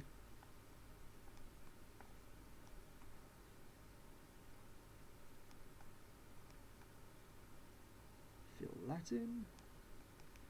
Now I'm pretty sure one of my pinkies had influence, or one of the fingers, was it the ring finger? Had a bit of influence somewhere down here that I didn't want to have influence. Let's just see the difference. Click that.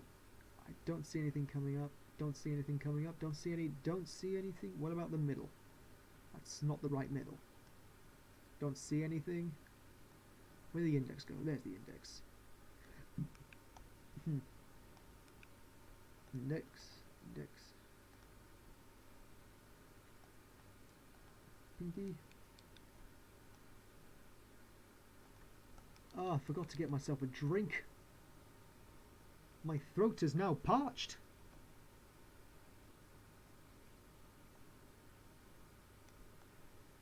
Ooh. It's a long and long, slow process. I'm running out of things to say now. Damn it, why'd you have to leave me, guest?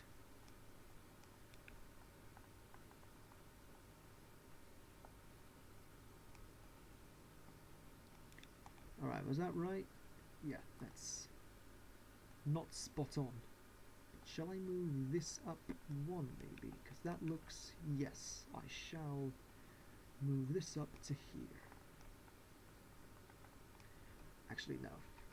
Actually, yes. Actually, I don't know. Alright, alright. I'll do it with this one, actually.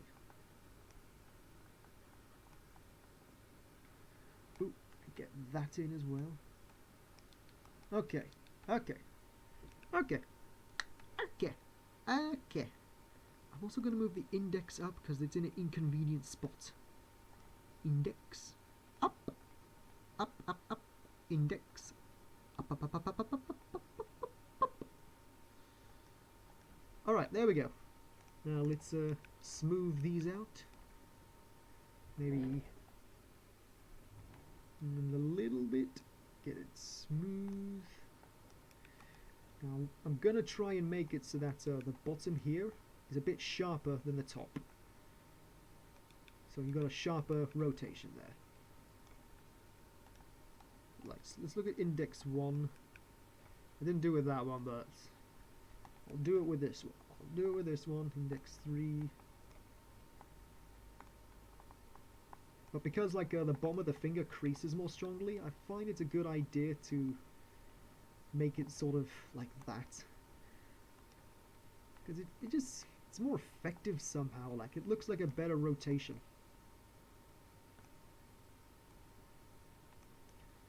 And there we go. There we are.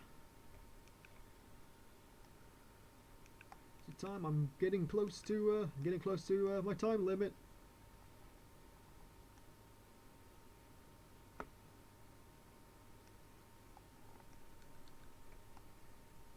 Get that in there. Get that way in there. Yeah. Yeah. Yeah. Sorry. Sorry about that.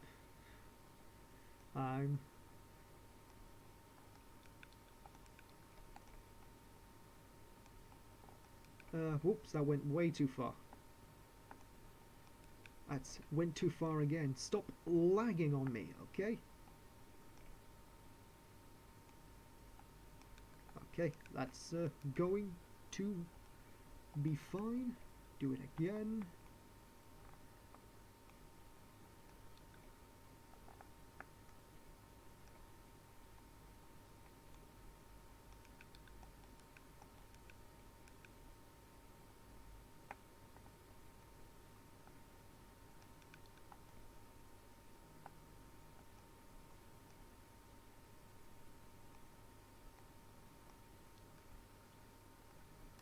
One more on the middle.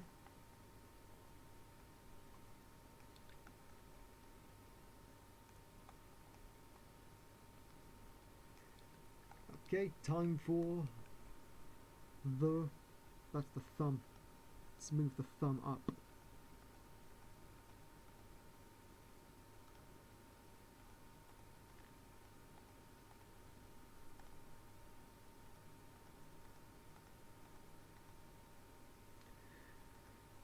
Don't want the thumb, I want the ring.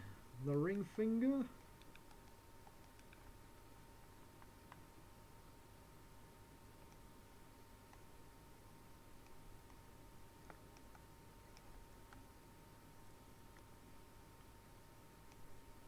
Alright, that's good. That is good. Good, good, good. Maybe blur that just a little bit more. Right, got the top. At the bottom. Good.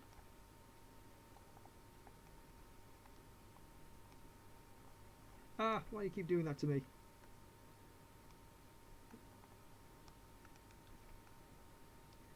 You're my software. No, you're not. But you're the instance of the software that I have, and you will do what I say.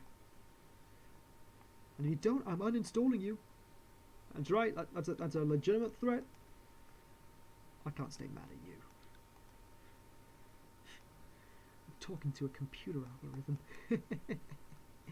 I'm going insane. It's alright, I was insane years ago. So you don't have to worry about me. And finally, the pinky.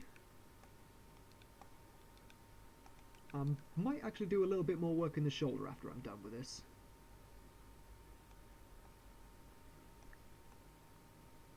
Because I want to make sure the shoulder is as I like it to be.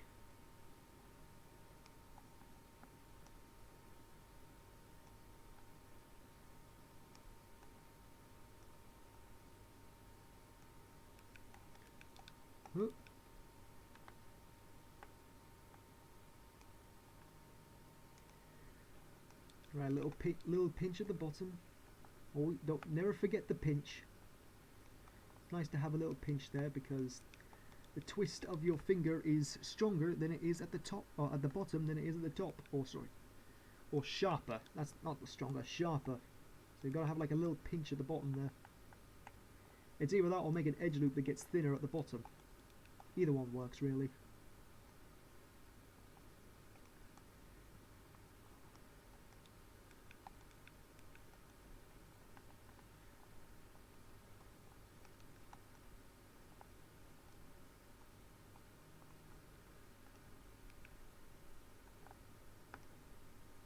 Oh, didn't want that. Got the pinch.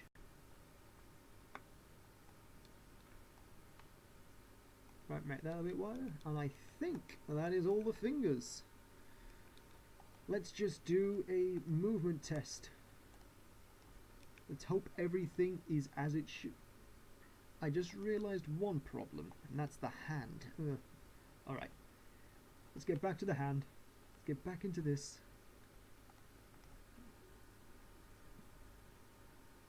Well, where's the wrist? There's the wrist. Now, would this be fine? I think actually, well, let's select this. Make it a right curve.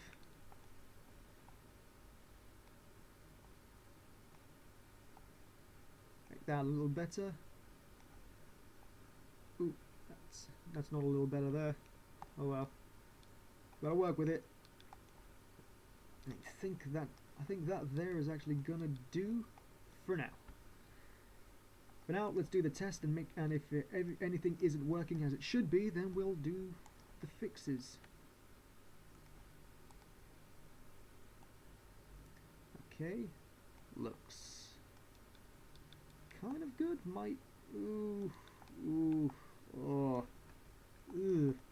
That's gross. Did all the fingers do that? Oh, that is really, really gross. Well, this finger here, yeah, that is not good. Alright, I'm going to select all of them. Rotate them all down. Get them all into a good position so I can see how my editing affects it.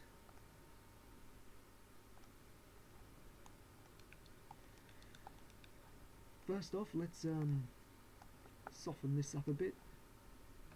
Or, nope, not that at all.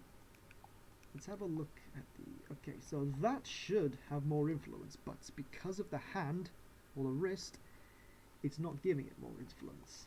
So, let's subtract from that. So we can... let's get into wireframe so I can see better. That's looking better, getting better. It's kind of better. Alright, let's do it here. Looking pretty awful for the middle finger. Oh, that is ugly.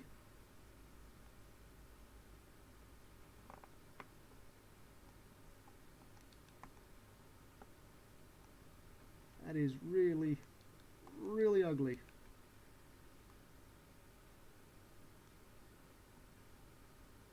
Alright, so I'm losing influences in places I don't want to.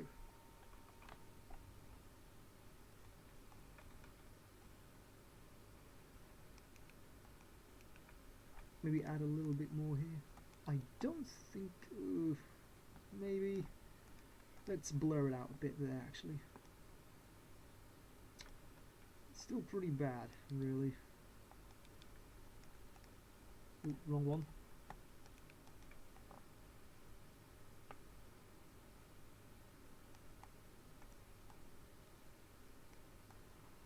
Okay.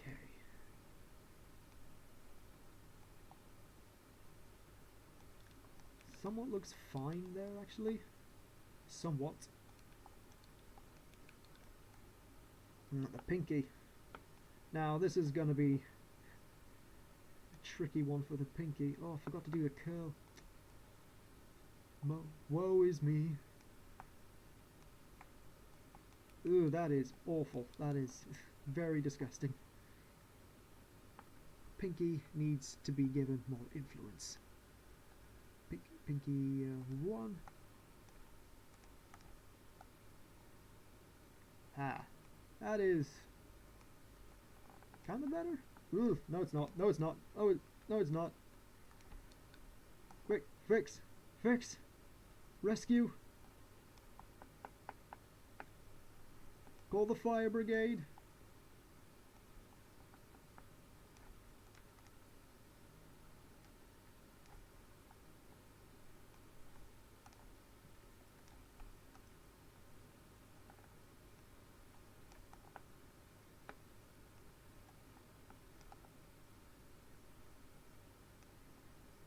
Okay, that's... Pinky's actually looking pretty good now. Alright, let's do the ring finger.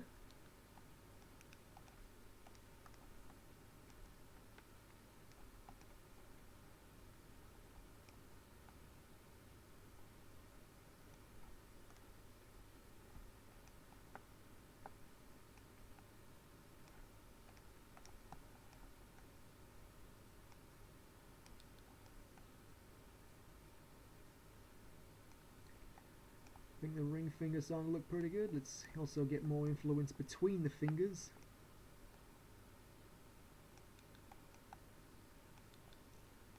Ring finger's not bad. Right, middle finger. Middle finger, you're the one who suffered the most. You will be solved though. No you won't. What are you doing? Obey me. Not like that.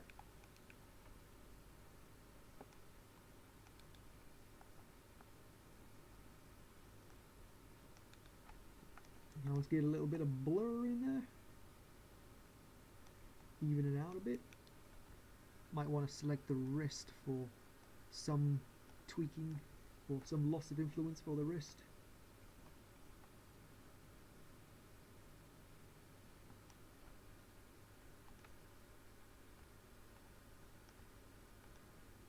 Wrong middle. And finally the index, which isn't terrible but still needs some fixing.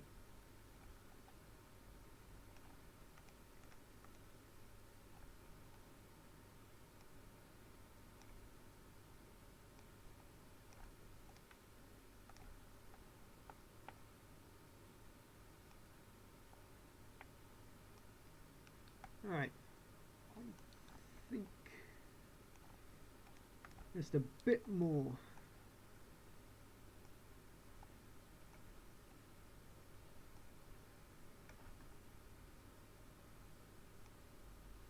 There is one thing I forgot to do actually.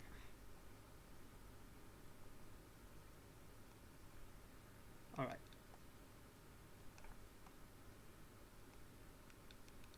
Might have to do that with corrective shape keys. Oh, maybe not. Maybe yes. Whatever. No, don't influence that. Draw on the surface, not on the visible whatever. Might not really need to, because that people will struggle to see that. Oh well. I think that is. Ooh, ooh, ooh. That is pretty damn gross right there. Well, will anyone really see that though? That's the question you've got to ask with these things, is will anyone really see it?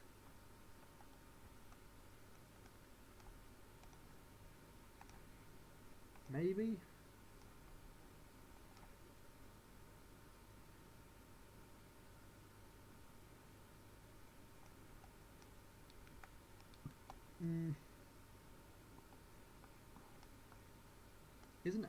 Isn't terrible.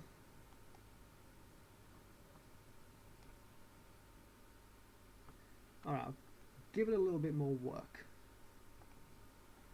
I'll add some smoothing to the wrist. Maybe that'll help it out.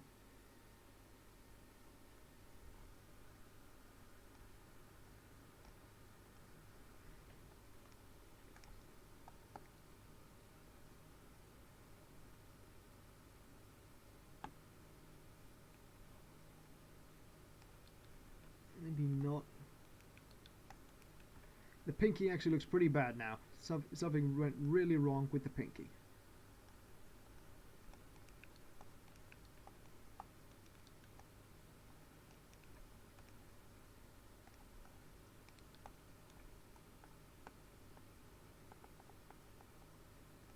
We've gone disastrously wrong with the pinky. Oh my lordy. Come on, work with each other here. Oh god. Oh dear. Alright. I think I'm gonna have to use corrective blend shades for this. Because I don't think skin weights are gonna solve this one.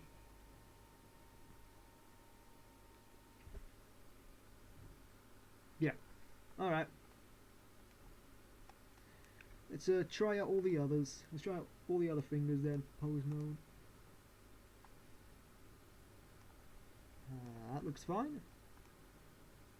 And that looks fine.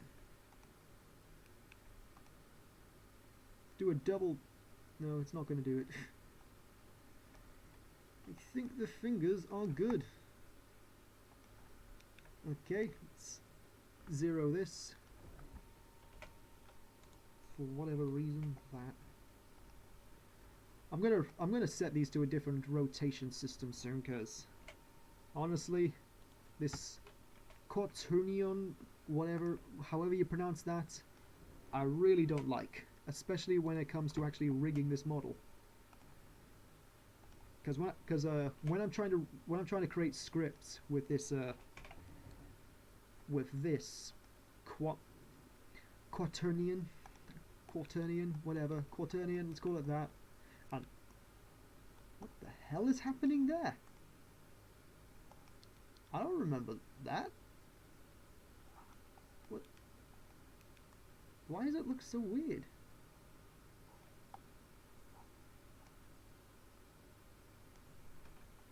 Did I move it? I think I did. I did. Alright, well, that's solved. Let's save. I'm not saving as regularly as I should be. Okay, Alright, thumb, not too bad.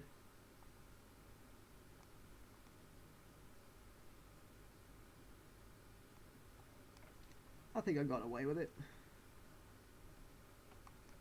Even though the topology still sucks, like if I stretch the thumb out, just like, look at it. Ooh! That stuff happens. Alright, one more thing with the hand. The curl. Because this controls these two, and look at what it does there. So like, we'll rotate it that way, and go in.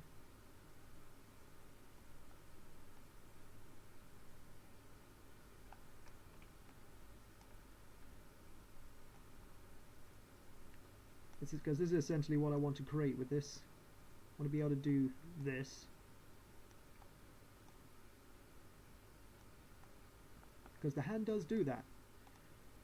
Alright, so let's go into weight paint now that I've gotten it in a position. So find curl. There's curl. I've already got it selected.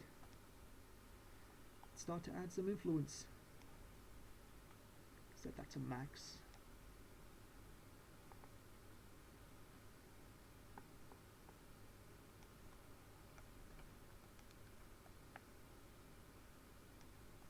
I'm also going to want to take away influence from the hand.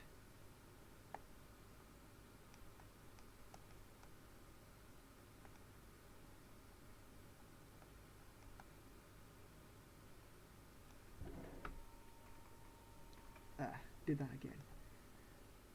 Got to learn to get outside of pose mode when I'm doing weight painting. Otherwise I can't change the brush easily.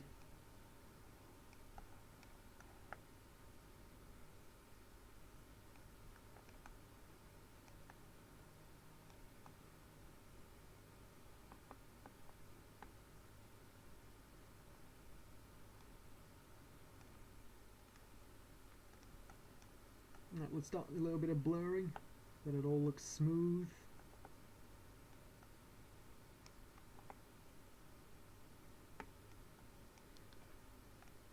Oh wait, I hadn't done up there.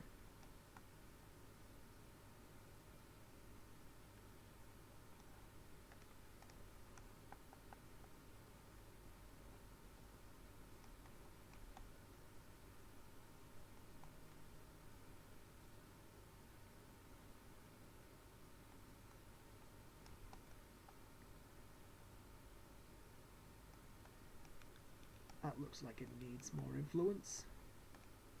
Or less influence. Let's get to the wrist and start taking away influence from the wrist.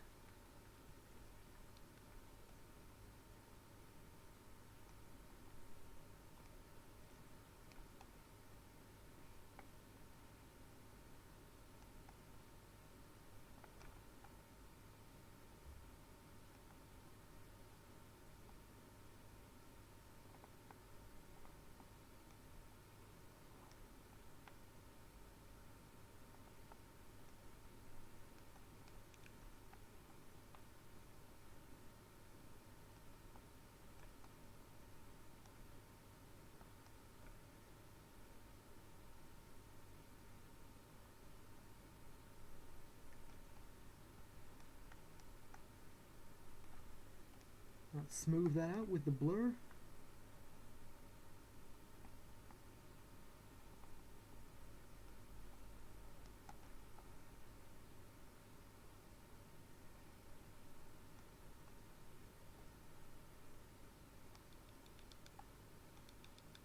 I think it's not right.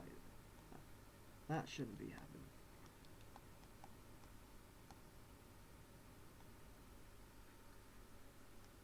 Keep forgetting wireframe mode. So much cleaner, so much easier to see in wireframe mode.